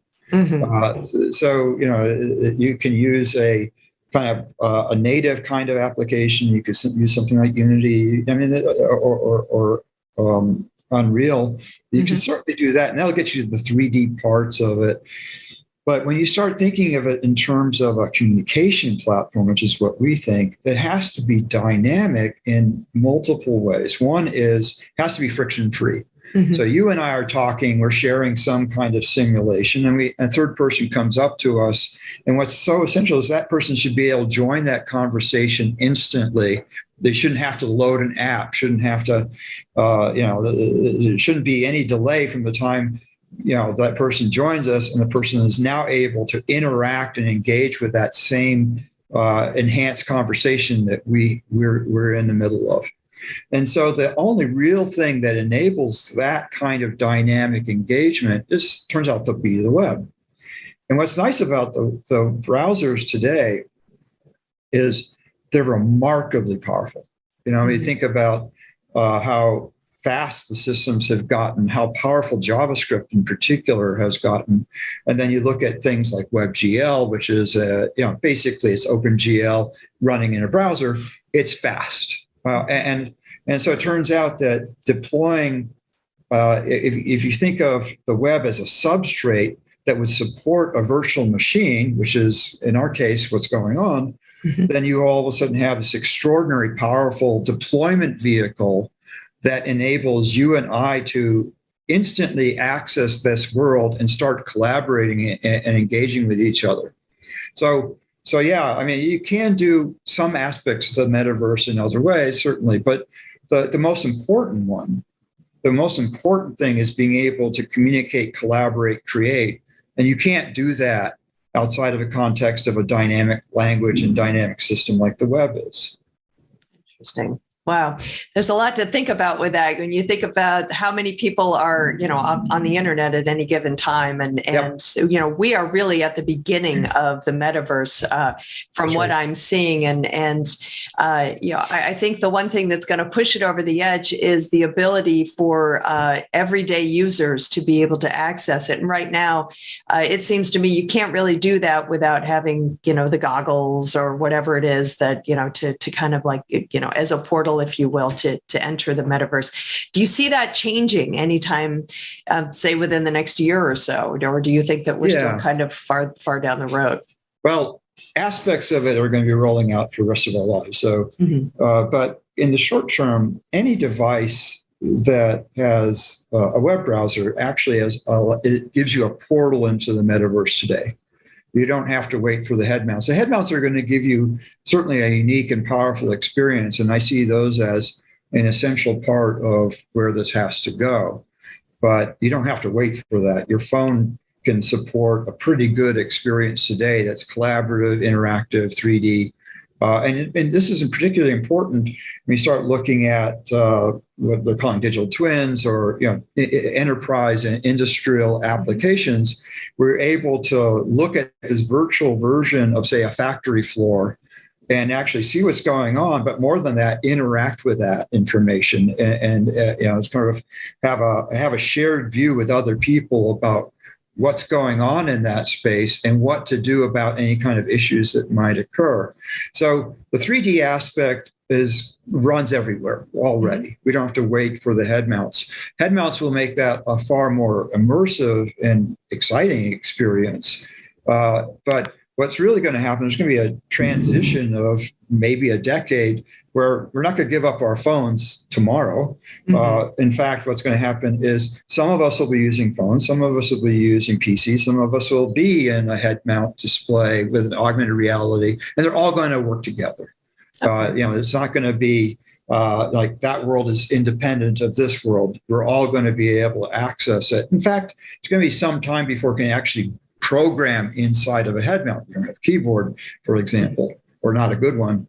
So you're still going to be using PCs for at least the next few years. But when you have that PC and it's a live connection to that head mount, and you're able to engage dynamically with the person in that space, that's powerful. And we see it sort of as it's a continuum, really, when you come down to the end.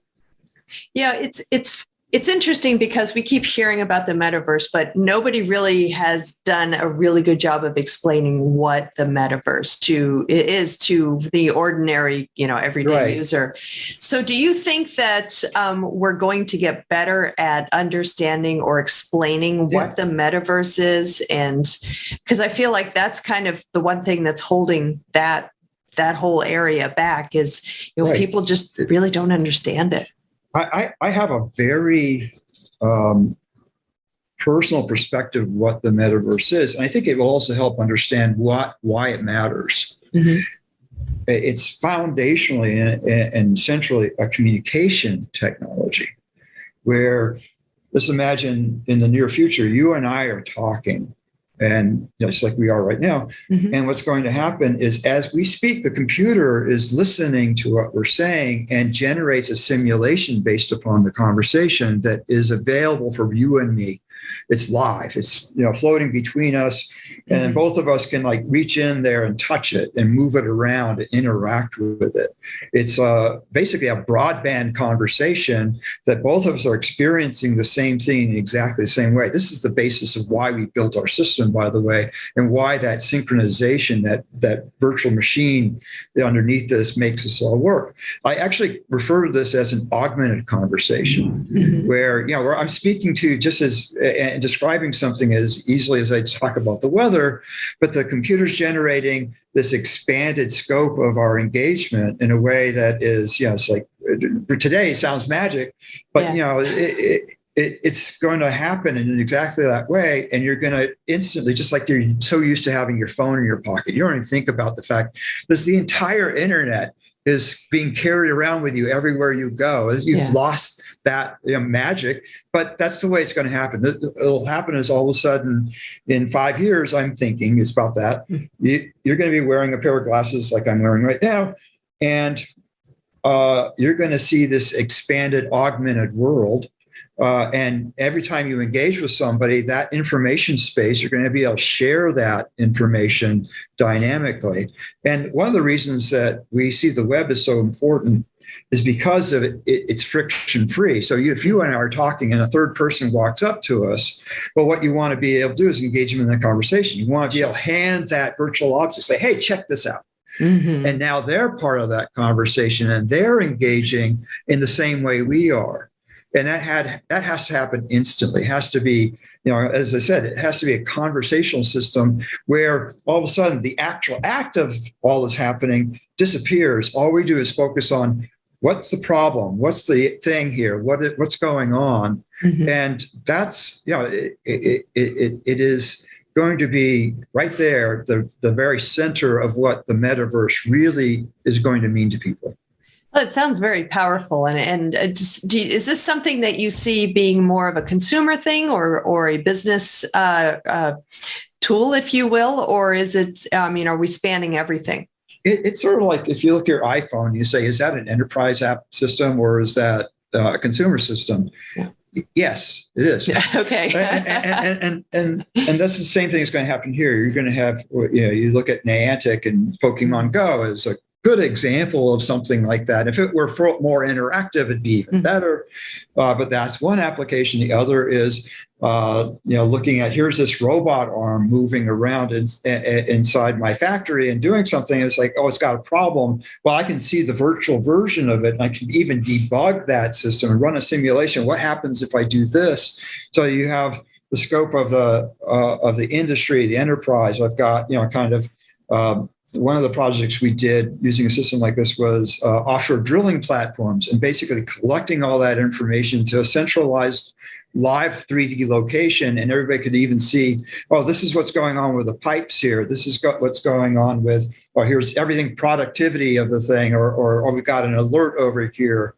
That, you can imagine that's a pretty sophisticated iPhone app, but that's what's going to happen with these systems. There's no distinction between consumer and enterprise when you come down to a computer. Everybody needs that access. Everybody needs that power for entertainment, for health, for managing and monitoring your logistics supply chain. That is really fascinating to think about it, and I love the idea that you'll be able to, just basically interact with the technology on a much more kind of visceral level than, what we're able to do today. And yeah, it was the first thing I thought about when you were talking about augmented reality was the Pokemon Go game. Mm-hmm. It's like, everybody's, at least, the younger generation are very, very much involved in what augmented reality is and what it can do. And so I think it's going to be an easier idea for them to grasp, an easier concept for them to grasp, and then even start utilizing as we move forward. But I think as long as we've got some great use cases, it will be a lot easier for a lot of people to understand and recognize the value of this. Because I have so many people are just like, the metaverse. I just get on, I do the virtual roller coaster, and then I don't really see anything beyond that. But it sounds like Croquet is going to push it well beyond what we see today into something that is much more useful for a lot of people, business and consumer alike. David, great stuff. I do appreciate you coming on and talking to me about it. Good stuff. That was fantastic. Yeah. Thank you so much for your time. All right, great. So the Croquet is the name of the OS as well as the company, correct? Correct. All right. So, people go over to Croquet and check out the operating system and check out the technology and see what it does. Good stuff. All right, everybody, please stick around. We've got lots more TechstrongTV coming up, so stay tuned.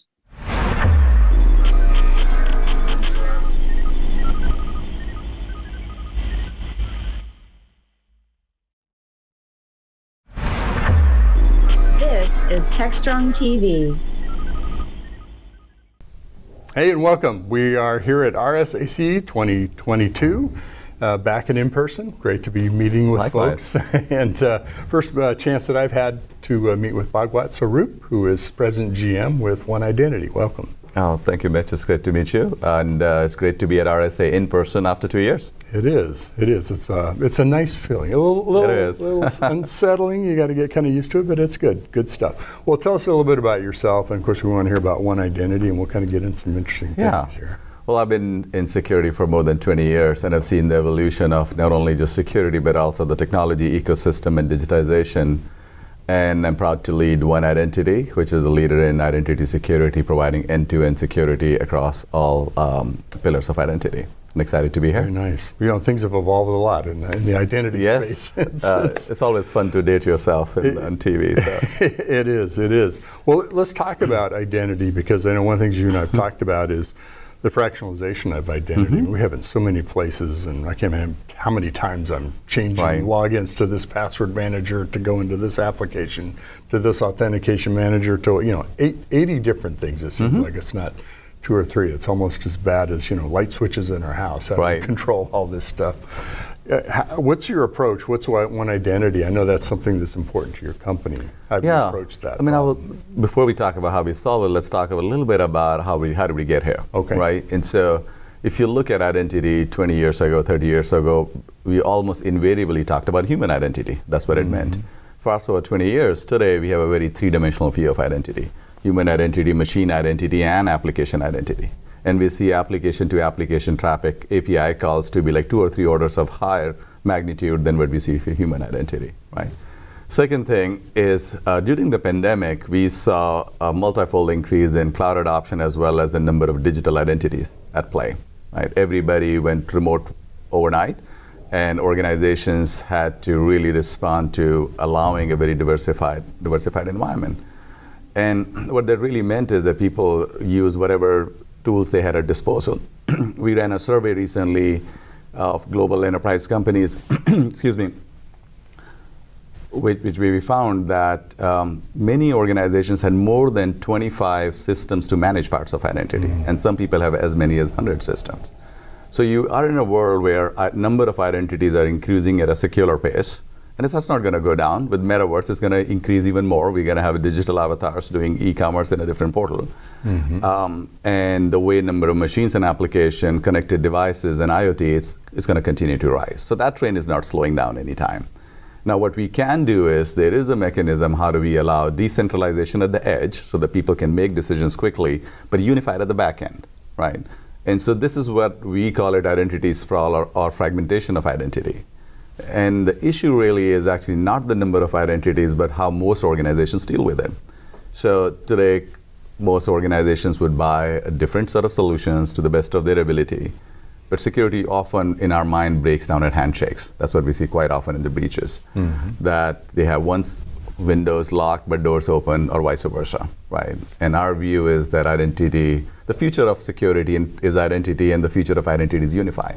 We have to be able to have a 360-degree of view of the environment, of credentials, of privilege, and only then we can secure the environment to the best ability. Yeah, it seems that, I mean, you mentioned cloud and a number of factors of the pandemic and the increasing of moving to using those tools and things. It seems also that we're increasing the number of digital experiences that we're creating for ourselves, customers, partners, employees, all of that. And you mentioned APIs and application to application. So we should talk about machine to machine. Right. We live in an API world. I mean, I'm doing a talk on API on Thursday, API security. So how do you approach this? Because we live in a combined world of our personal lives, our kind of public and our work lives. Is it approaching a kind of a strategy where through one company you're dealing with people across those boundaries, or you're still having to deal with just managing it within the business context of a customer? Or is it, let's think about it as employees and those kind of boundaries? How do you subdivide all those different roles that we play and the identities that go with it? Yeah, I mean, there is, as you pointed out, a convergence of a lot of these things coming together. Let's look at retail, for example. Most of the brick and mortar stores realized during the pandemic that their customers went almost all digital. So as we're coming out of the pandemic, if they don't have a digital relationship with the consumer, they're going to be left behind, right? So almost all organizations which were, for us, B2B, and they had a B2C business, are just jumping on the technology bandwagon to make sure they have a great way to look at all of the consumer interactions. And they want to be able to track customer loyalty in the digital world, not just in the brick and mortar world. And so it is definitely crossing the chasm from just the enterprise workplace world to our lives, right? I think when we look at helping our customers, at the end of the day, it's really making sure that we can take into account all the different aspects of the roles and the lives. So in our approach is at the core of it, you need an identity correlation system. And what we mean by that is a centralized view and a standardized view of identity, of all identities in your organization, whether it's tied to a machine identity tied to a printer, or application identity tied to an API, or a human identity. And you want to make sure that as roles change, all of the appropriate entitlement and accesses are percolated through the rest of the organization in a seamless way in near time, right? Because we just don't have the time or the means always to be able to do it manually. So that's really at the core of it. And then extending out to say which part of these organizations are within your control and you want to have a different set of policies. The other thing that has happened over the last 5 to 10 years is the rise of gig economy. Right? And almost all businesses, even enterprises, have that to some segment. We may not call it gig economy, we call it contracts or contractors or others. But people, especially with the talent wars going on, most organizations have increased the number of contractors they're using and a higher percentage of that. Now, you want to be able to apply the right set of principles and right set of policies to be able to govern that. And I think at the core of it, there's a very simple paradigm here. What we really want to do is give the right person or machine, the right user, access just at the right time for the right application and for the right use case. And we want to be able to make sure that the things that they intend to do are only the things that are done, that nobody is abusing their privilege, nobody is abusing their access. And be able to do that in a confident way, in 100% security, so people are confident that the right things are happening.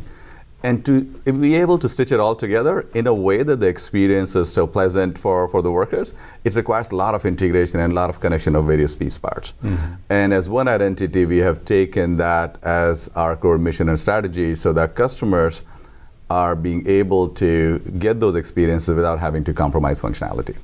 Yeah, it's interesting because I work with a lot of CISOs, and one of the things we've talked a lot about is the agile CISO of moving from be sort of the kind of technology security person and security operations to we don't have a corporate network anymore. Even in our own office buildings now, it's a public network, treated just like the network at Starbucks or anywhere else. Because people can be anywhere, doesn't matter. Right. So might as well have one security approach that will cover all of those different scenarios. So the environment we're trying to identify identities, both applications and people, and systems, machine to machine, is expanding greatly. And those roles cross those boundaries a lot. I'm curious about your strategy, One Identity, because I know you've done some acquisitions and things like that to help kind of accelerate your path to market and bring new things, new capabilities to market. Tell us about how that's worked for you. Great. Look, at the core of it is really the narrative is around zero trust. And I know there's a lot of marketing hype. You cannot skip a stall at RSA without hearing the word zero trust, right? Not sure everybody knows what it is, but it's there. And most of the conversation that I had with CISOs, there's 10 seconds, there's a joke about zero trust, and then we quickly move on to how. I think the real question is people recognize zero trust as kind of true north, which basically means that inevitably bad guys will get in. Like, how do you protect your crown jewels in a way, right? And so, and to be able to do that, most organizations are struggling with the how. And the conversation around security, as you pointed out, Mitch, has become a board level conversation. Board may not be very savvy about cybersecurity, but they're savvy about risk to the organizations. So they're asking the questions, how do we mitigate that risk? How do we implement zero trust in the organization? And what we find out is that organizations need to be able to start anywhere, depending on where they're in the journey with zero trust, and be able to have a roadmap of getting there, right? Of the final destination. When we started out, we were leaders in identity governance and privileged access management, according to Gartner, and we have a strong pillar in Active Directory management and security. And we were very deliberate about saying, look, we need to be able to provide end-to-end security to our customers. And we knew we had a gap in our portfolio with access management and authentication. And so we acquired OneLogin, again, a Gartner Magic Quadrant leader in access management. And we have stitched that together in a unified identity security platform. So the old proverbial way of, are you buying best of breed or platform? Well, we don't want that to be an or. We want that to be an and, right? That you're buying best of breed capabilities in each of the areas, and you're getting something which is stitched together in a platform. And we are seeing that story resonate a lot with our customers. Look, at the end of the day, I feel that security is going to evolve right now very fragmented across all of the security areas into a set of platforms. It's not going to be one ring that rules them all, but I can see an emergence of a platform around endpoint, emergence of a platform around network and traffic, and there will definitely be in my mind a platform around identity, right? And so what does it mean to have that platform? The platform's got to be allowed to connect with everybody else, whether it's your competitors or other endpoints. And it's got to be able to provide end-to-end capability so customers can start with access management, then move to privileged access management, or vice versa. I'm curious too, I agree with your approach about platforms, and yeah, there won't be one for everything.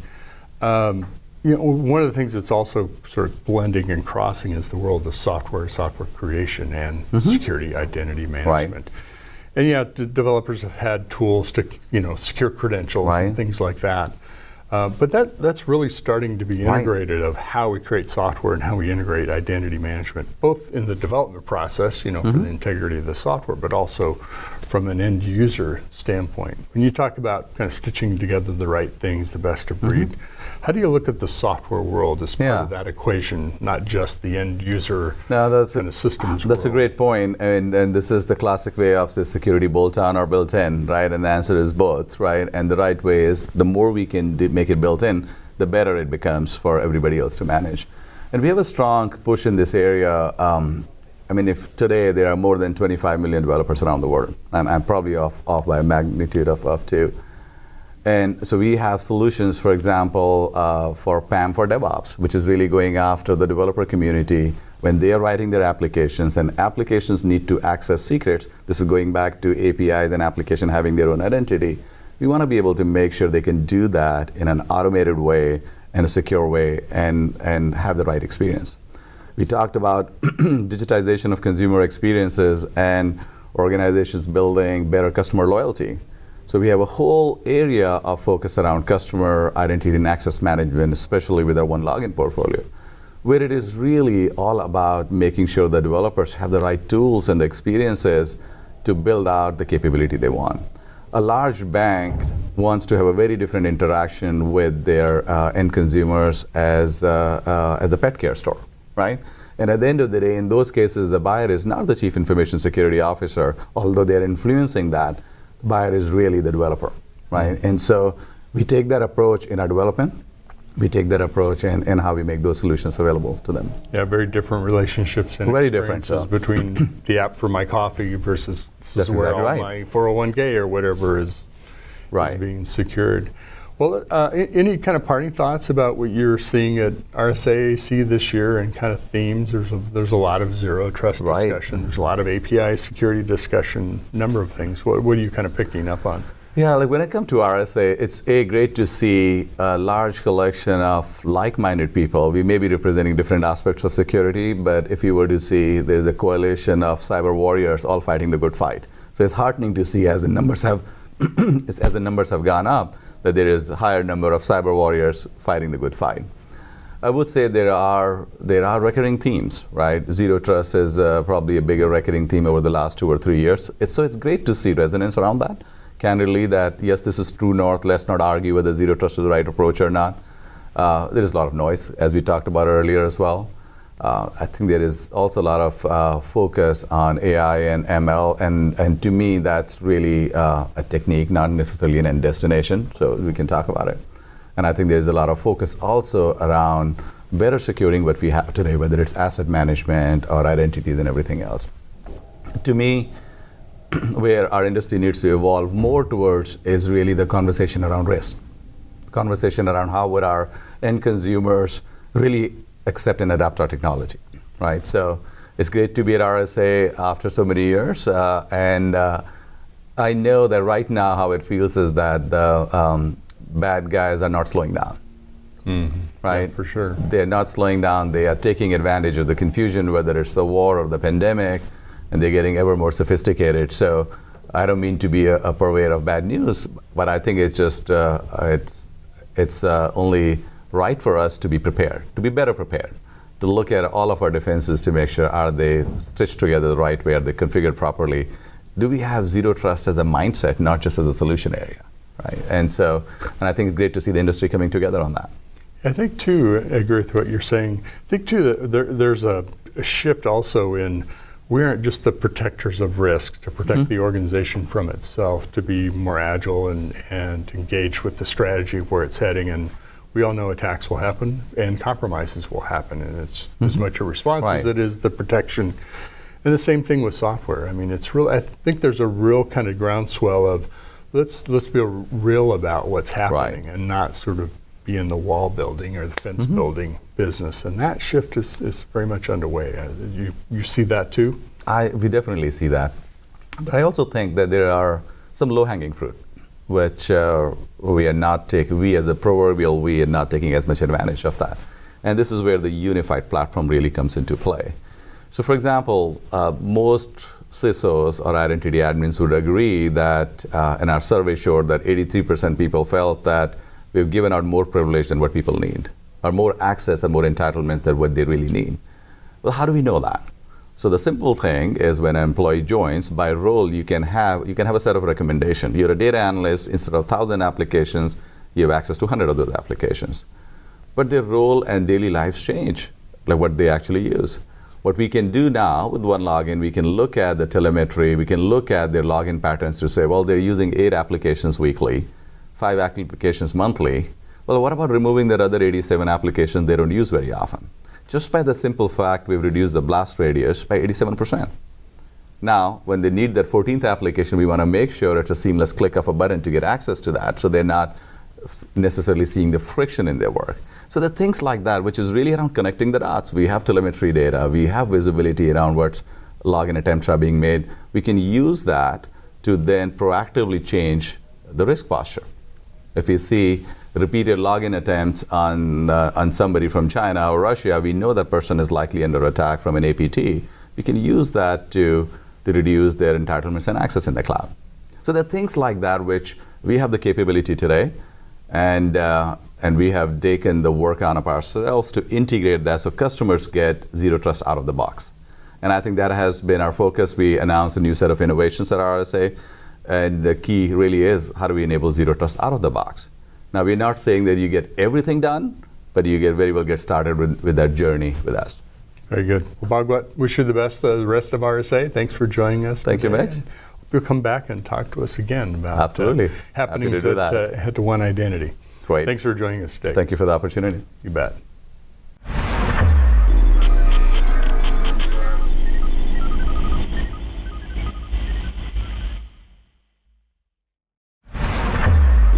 This is TechstrongTV. I have the great pleasure of being joined by Chris Cruz. Chris is CIO of Public Sector with Tanium. Welcome, Chris. Oh, great. It's great to be here. Thank you so much. Great to be talking with you at RSA Week. So introduce yourself. Tell us a little bit about you and also a little bit about Tanium. Well, again, I'm Chris Cruz. I'm with Tanium. I'm the CIO of Public Sector. I've been with the company now close to 14 months. Previous to that, I spent 30 years of technology and government in the public sector. I was, prior to this job, I spent 2 years in San Joaquin County, California as a CIO, Chief Information Officer, and also Register a Voter in San Joaquin County, laying out strategic plans, formulating policies and procedures. Prior to that position, I was a governor's office appointee here in California. I served 4 years as a deputy state CIO here in California. I ran operations, policies, projects, security operations center. The information security officer reported to me. I was fortunate to run the state's largest data center here and put the necessary provisions in place. I also work with across the, as I say, county and city lines to bring our public sector folks in local government into our particular areas of configuration and management. And so had a lot of experience in that area, also doing public policy, working with the governor's office in general, other states, and working conjunctively and collaboratively with federal government subsidies and partners as well. Fantastic. Prior to that position, I was the CIO at Department of Healthcare Services. I spent 4 years managing the state's largest Medicaid program and implementing Obamacare at the time and running through the State Health Exchange and managing many large data centers under my direction. So lots of public-private policy, lots of information security experience, and really integrating security with operations experience in government. So now I'm taking those skills and experience and transitioning that and working with Tanium public sector clients. Tell us about Tanium then. So Tanium is a great organization. It's an XEM, which means now that we integrate security and operations. And as you know today, that's more important than ever. with the advent of COVID and this new distributed work environment that we find ourselves in, it's very important that you understand and have maximum visibility across your organization. You know, government's primarily federated. There's not a lot of centralization in government, but what is important today is to have a common security posture. And so Tanium drives to that common security posture in terms of maximizing your visibility across every endpoint that has an IP address in your network, managing and monitoring risk, assuring that patch management efficacy is managed at a level, and bringing real-time data in to make quick and decisive decisions. And in today's cybersecurity environment, that's more important than ever, that you have those necessary triggers in place. It's interesting, that landscape has really changed. I mean, it wasn't too long ago, we supplied the endpoint, that's what you used if you're going to interact with our company or our government agency, whatever it might be, or it's a VPN. That's right. The only way you're getting in. Today, I think CIOs, CISOs are taking the approach, or moving to the approach of, doesn't matter where you are, I don't know where you're going to work. If you're going to work from home this week, you're going to be in an office environment. Next week, you're going to be at the Starbucks, you're going to be at your family's home. You know, who knows what's going to happen with the pandemic, so we got to be ready for anything. So that brings a very different strategy to the place of, okay, how are we going to do endpoint security across what may be provided, as well as end consumers and employees, partners, their own devices. Yeah, and that's really important. I think you hit the nail on the head in terms of the distributed workforce, is that the network is no longer within the four walls of the building where you had a firewall that you could manage information security in a more cohesive and efficient fashion. Today, people are working remotely, and now your information security in your network is extended to people's home offices, to facilities, to Starbucks, to any third-party area there, and that creates third-party liability issues now. You need to be able to authenticate and manage and have visibility in every one of those endpoints, whether it's your desktop, your laptop, your smartphones, accessing critical systems from remote areas. All of that needs to be measured and managed, and it's very important, and that's a little bit about what Tanium does, is ensure that you get maximum visibility into those endpoints, because that's where bad things happen. All it takes is one endpoint to go off the terrain that you have little to no visibility in, and that's where your ransomware or phishing or attack or next major incident can come in that touches off a breach, quite frankly.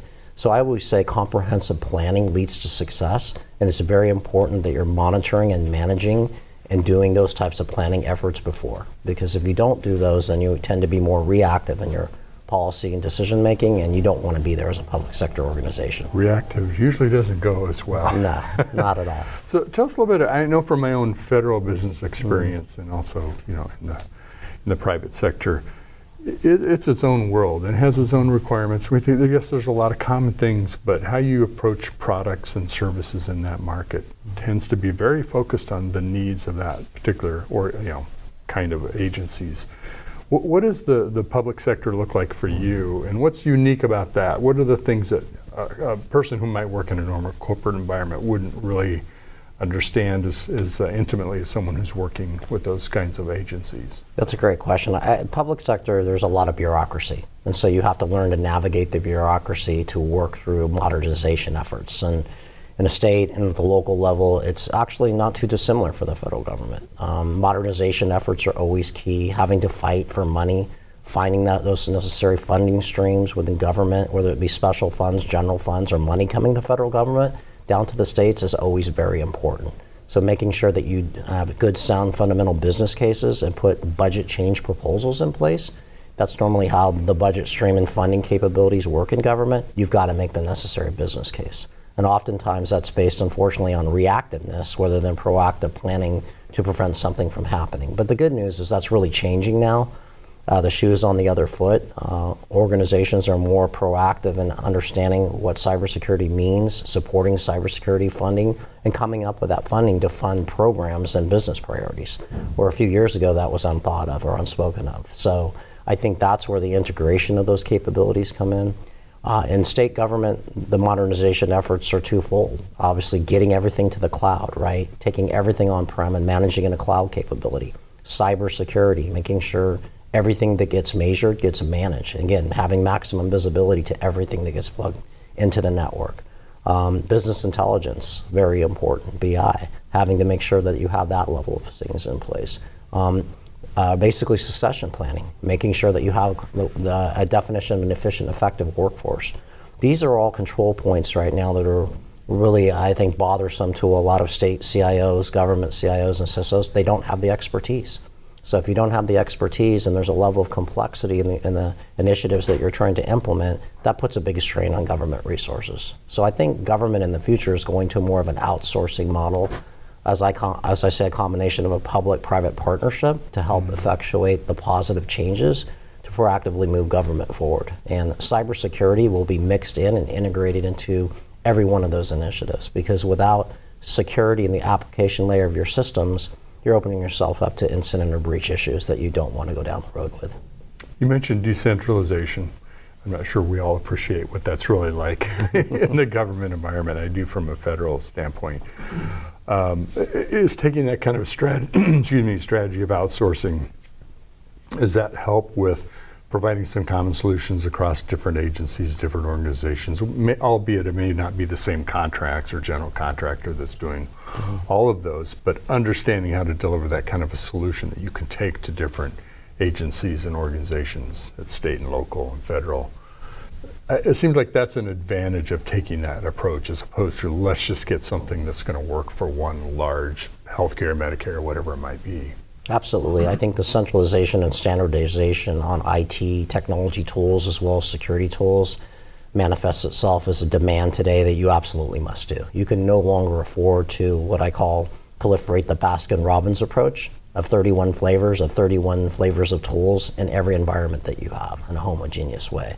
So even though you might have a degree of decentralization in government that's probably not going to change, you must have a common IT security posture. You must have common tools that arrest the enterprise of your organization to make you more efficient and effective. And you must have a common governance structure in place, not only operational governance, but security governance as well.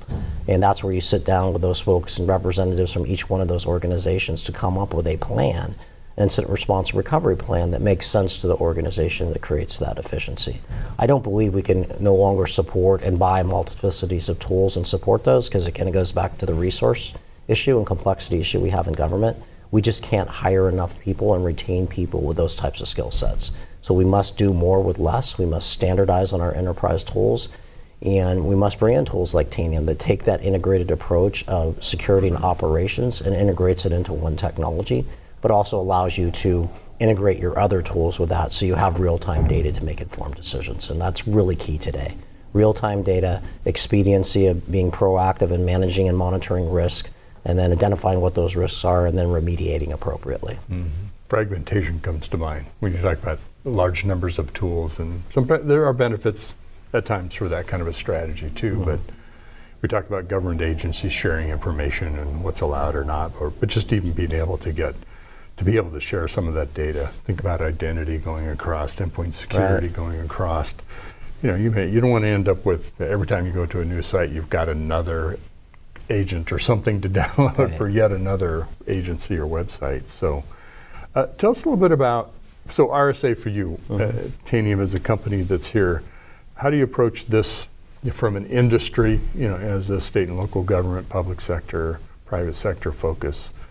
How does that look when that's your market here? Because there's a broad spectrum in international too here. It's not just your target market.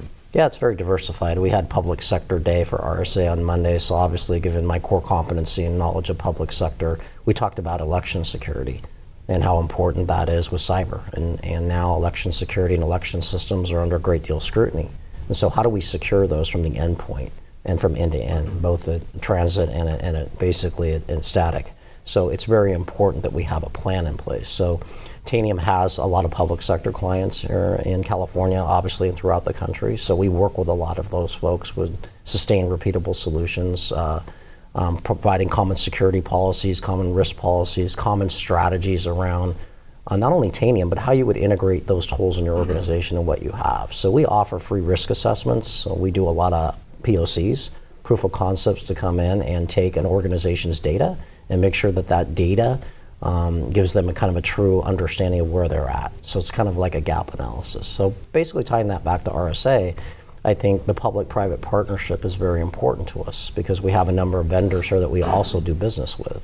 And we have obviously a number of stakeholders that we do business with. So finding those commonalities, finding that degree of standardization is very important in our business model. given that we have a large public sector presence, but we also have a large commercial presence, and making sure that there's sustained, repeatable solutions across those particular areas. So that's really been the focus of RSA, is getting our message out about Tanium managing the endpoint with XEM, what we do to manage those controls, ensuring there's real-time data, how we manage risk and give you a risk tolerance score, and then obviously doing vulnerability and patch management to understand where your vulnerability is at and how you patch those in an expedited fashion. Good. What are the takeaways for RSAC this year for you? I think the takeaways is the camaraderie and the partnerships, as people are starting to collaborate more. Collaboration and partnership is going to be the key to addressing cybersecurity issues. I believe cybersecurity is our new World War III. We've only seen the start of this. I think it's going to become more progressive and more complex through the years. And so it's important that anything that has an IP address and has some visibility, but that's only going to work if we partner together as a government organization and bring the private sector into those discussions, as well as our vendor partners. Those are going to be the key to success, is that siloed mentality of how we do business is no longer acceptable. And that's the partnership piece that I'm taking away from RSA, is the collaboration, the partnership, and really the standardization of all of our tools, whether it's Tanium or other tools. The ability to create APIs and integration components is really important. Yeah, it is. It's moving away from the yet another box, yet another tool, solves my problem. Absolutely. No, actually, it's much more complex than that. It is. Well, Chris, thanks for joining us. It's great to get that perspective, and your wealth of experience, and you really dedicated your career to spending so much time with the state and local, and time in California, and all the different roles that you played. Really appreciate that. You sharing that wealth of experience with us too. Well, thank you so much for inviting me. It was a great conversation, and look forward to having many more conversations I with you would love to you have and you your back. audience. So thank you so much. Great. Chris Cruz, who is a CIO with the public sector at Tanium. Be sure and check out Tanium's website. Is it .com? Is that right? And there's some information there. We'll put a link in the description around some of the endpoint capabilities and approaches that Tanium takes, so you can check that out. Thanks for joining us.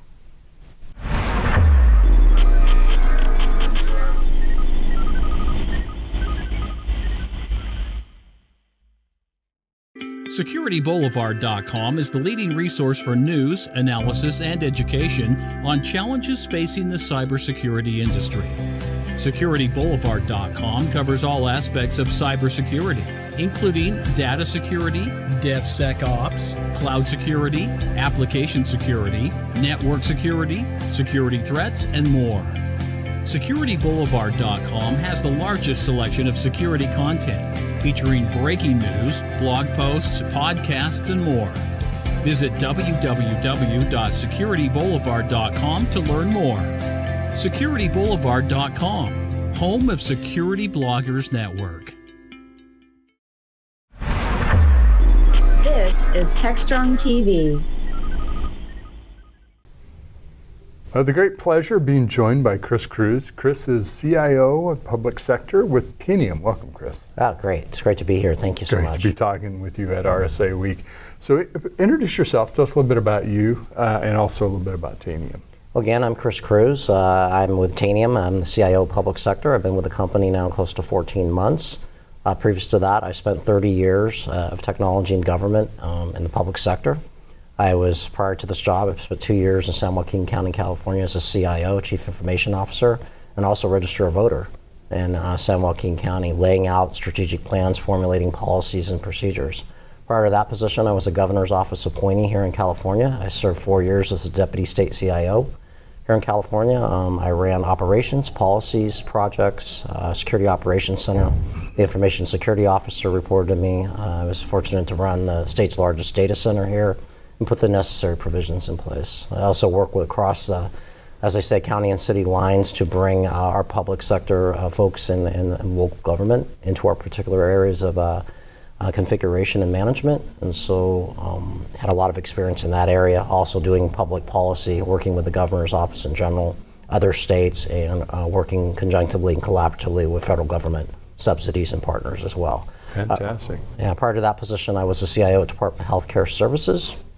I spent 4 years managing the state's largest Medicaid program and implementing Obamacare at the time and running through the State Health Exchange and managing many large data centers under my direction. So lots of public-private policy, lots of information security experience, and really integrating security with operations experience in government. So now I'm taking those skills and experience and transitioning that and working with Tanium public sector clients. Tell us about Tanium then.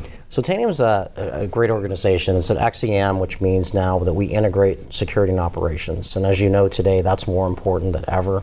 With the advent of COVID and this new distributed work environment that we find ourselves in, it's very important that you understand and have maximum visibility across your organization.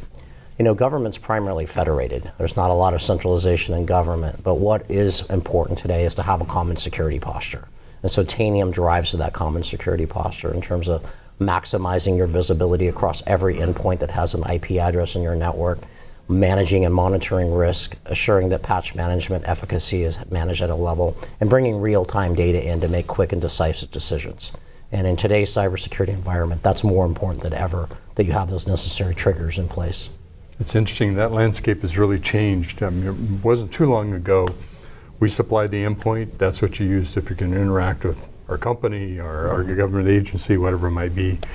Or it's a VPN. That's right. The only way you're getting in. Today, I think CIOs, CISOs are taking the approach, or moving to the approach of, doesn't matter where you are, I don't know where you're going to work. If you're going to work from home this week, you're going to be in an office environment. Next week, you're going to be at the Starbucks, you're going to be at your family's home. You know, who knows what's going to happen with the pandemic, so we've got to be ready for anything. So that brings a very different strategy to the place of, okay, how are we going to do endpoint security across what may be provided, as well as end consumers and employees, partners, their own devices.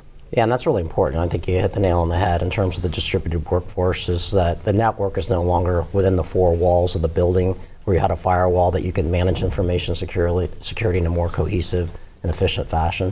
Today, people are working remotely, and now your information security in your network is extended to people's home offices, to facilities, to Starbucks, to any third-party area there, and that creates third-party liability issues now. You need to be able to authenticate and manage and have visibility in every one of those endpoints, whether it's your desktop, your laptop, your smartphones, accessing critical systems from remote areas. All of that needs to be measured and managed, and it's very important, and that's a little bit about what Tanium does, is ensure that you get maximum visibility into those endpoints, because that's where bad things happen. All it takes is one endpoint to go off the terrain that you have little to no visibility in, and that's where your ransomware or phishing or attack or next major incident can come in that touches off a breach, quite frankly. So I always say comprehensive planning leads to success, and it's very important that you're monitoring and managing and doing those types of planning efforts before, because if you don't do those, then you tend to be more reactive in your policy and decision making, and you don't want to be there as a public sector organization. Reactive usually doesn't go as well. No, not at all. So tell us a little bit. I know from my own federal business experience, and also in the private sector, it's its own world and has its own requirements. We think, yes, there's a lot of common things, but how you approach products and services in that market tends to be very focused on the needs of that particular kind of agencies. What does the public sector look like for you, and what's unique about that? What are the things that a person who might work in a normal corporate environment wouldn't really understand as intimately as someone who's working with those kinds of agencies? That's a great question. Public sector, there's a lot of bureaucracy, and so you have to learn to navigate the bureaucracy to work through modernization efforts. And in a state and at the local level, it's actually not too dissimilar for the federal government. Modernization efforts are always key. Having to fight for money, finding those necessary funding streams within government, whether it be special funds, general funds, or money coming to the federal government down to the states, is always very important. So making sure that you have good, sound, fundamental business cases and put budget change proposals in place. That's normally how the budget stream and funding capabilities work in government. You've got to make the necessary business case. And oftentimes that's based, unfortunately, on reactiveness rather than proactive planning to prevent something from happening. But the good news is that's really changing now. The shoe's on the other foot. Organizations are more proactive in understanding what cybersecurity means, supporting cybersecurity funding, and coming up with that funding to fund programs and business priorities, where a few years ago that was unthought of or unspoken of. So I think that's where the integration of those capabilities come in.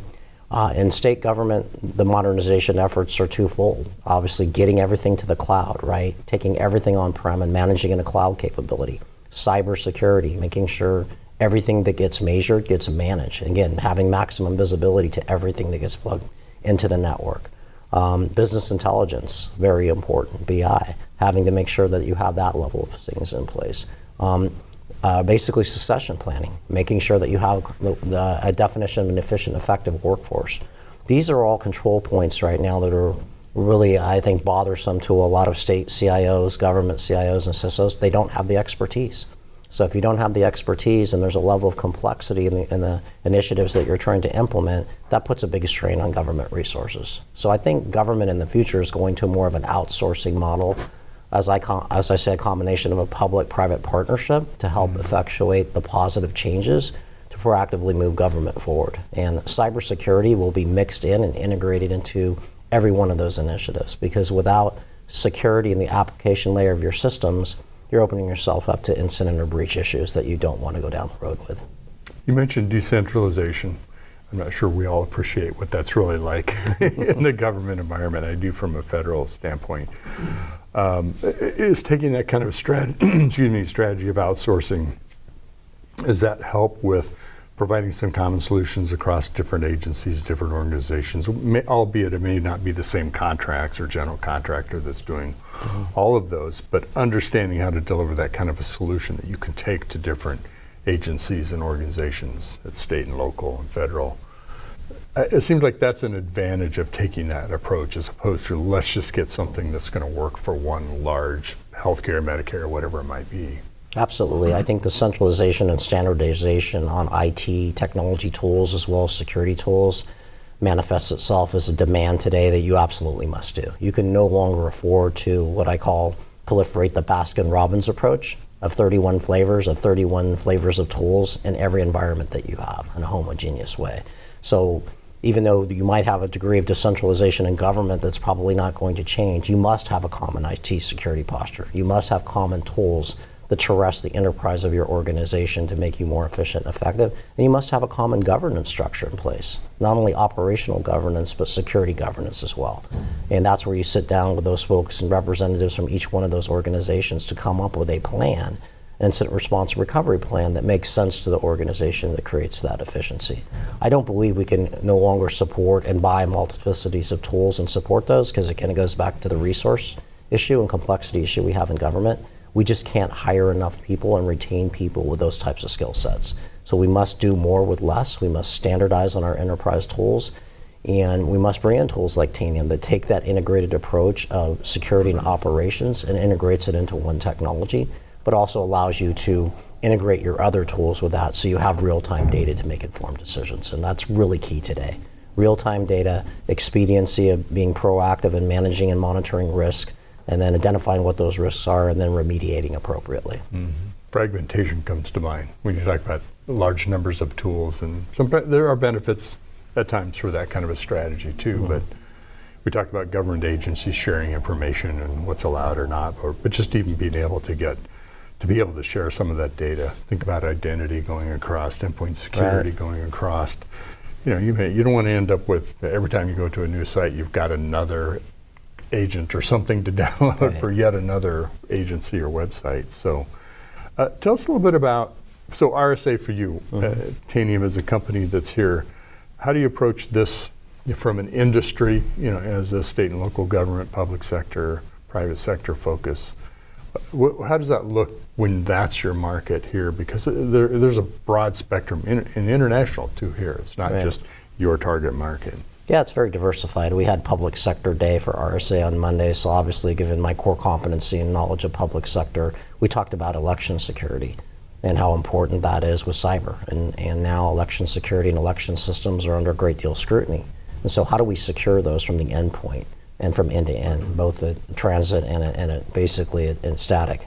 So it's very important that we have a plan in place. So Tanium has a lot of public sector clients here in California, obviously, and throughout the country. So we work with a lot of those folks with sustained, repeatable solutions, providing common security policies, common risk policies, common strategies around not only Tanium, but how you would integrate those tools in your organization and what you have. So we offer free risk assessments. So we do a lot of POCs, proof of concepts, to come in and take an organization's data and make sure that that data gives them a kind of a true understanding of where they're at. So it's kind of like a gap analysis. So basically tying that back to RSA, I think the public-private partnership is very important to us because we have a number of vendors here that we also do business with. And we have obviously a number of stakeholders that we do business with. So finding those commonalities, finding that degree of standardization is very important in our business model, given that we have a large public sector presence, but we also have a large commercial presence, and making sure that there's sustained, repeatable solutions across those particular areas. So that's really been the focus of RSA, is getting our message out about Tanium managing the endpoint with XEM, what we do to manage those controls, ensuring there's real-time data, how we manage risk and give you a risk tolerance score, and then obviously doing vulnerability and patch management to understand where your vulnerability's at and how you patch those in an expedited fashion. Good. What are the takeaways for RSAC this year for you? I think the takeaways is the camaraderie and the partnerships as people are starting to collaborate more. Collaboration and partnership is going to be the key to addressing cybersecurity issues. I believe cybersecurity is our new World War III. We've only seen the start of this. I think it's going to become more progressive and more complex through the years. And so it's important that anything that has an IP address and has some visibility, but that's only going to work if we partner together as a government organization and bring the private sector into those discussions, as well as our vendor partners. Those are going to be the key to success, is that siloed mentality of how we do business is no longer acceptable. And that's the partnership piece that I'm taking away from RSA, is the collaboration, the partnership, and really the standardization of all of our tools, whether it's Tanium or other tools. The ability to create APIs and integration components is really important. Yeah, it is. It's moving away from the yet another box, yet another tool, solves my problem. Absolutely. No, actually, it's much more complex than that. It is. Well, Chris, thanks for joining us. It's great to get that perspective. And your wealth of experience, and you really dedicated your career to spending so much time with the state and local, and time in California, and all the different roles that you played. Really appreciate that. You sharing the wealth of experience with us too. Well, thank you so much for inviting me. It was a great conversation, and look forward to having many more conversations with you. I would love to have you and your back. audience. So thank you so much. Great. Chris Cruz, who is a CIO with the public sector at Tanium. Be sure and check out Tanium's website. Is it .com? Is that right? And there's some information there. We'll put a link in the description around some of the endpoint capabilities and approaches that Tanium takes, so you can check that out. Thanks for joining us.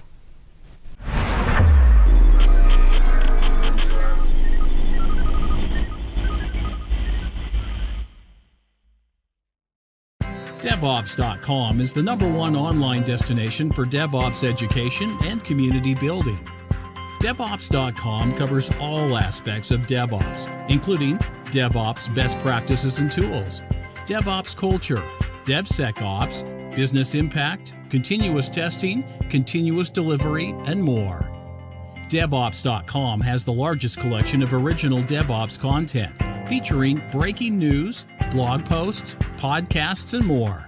Visit www.devops.com to learn more. DevOps.com, where the world meets DevOps. All right. I hope you enjoyed today's TechstrongTV.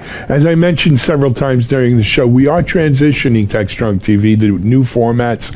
I think you'll find it easier to watch the interviews and content you want to watch with just a click. And we're hoping, you'll like it. But we'd love to hear your feedback.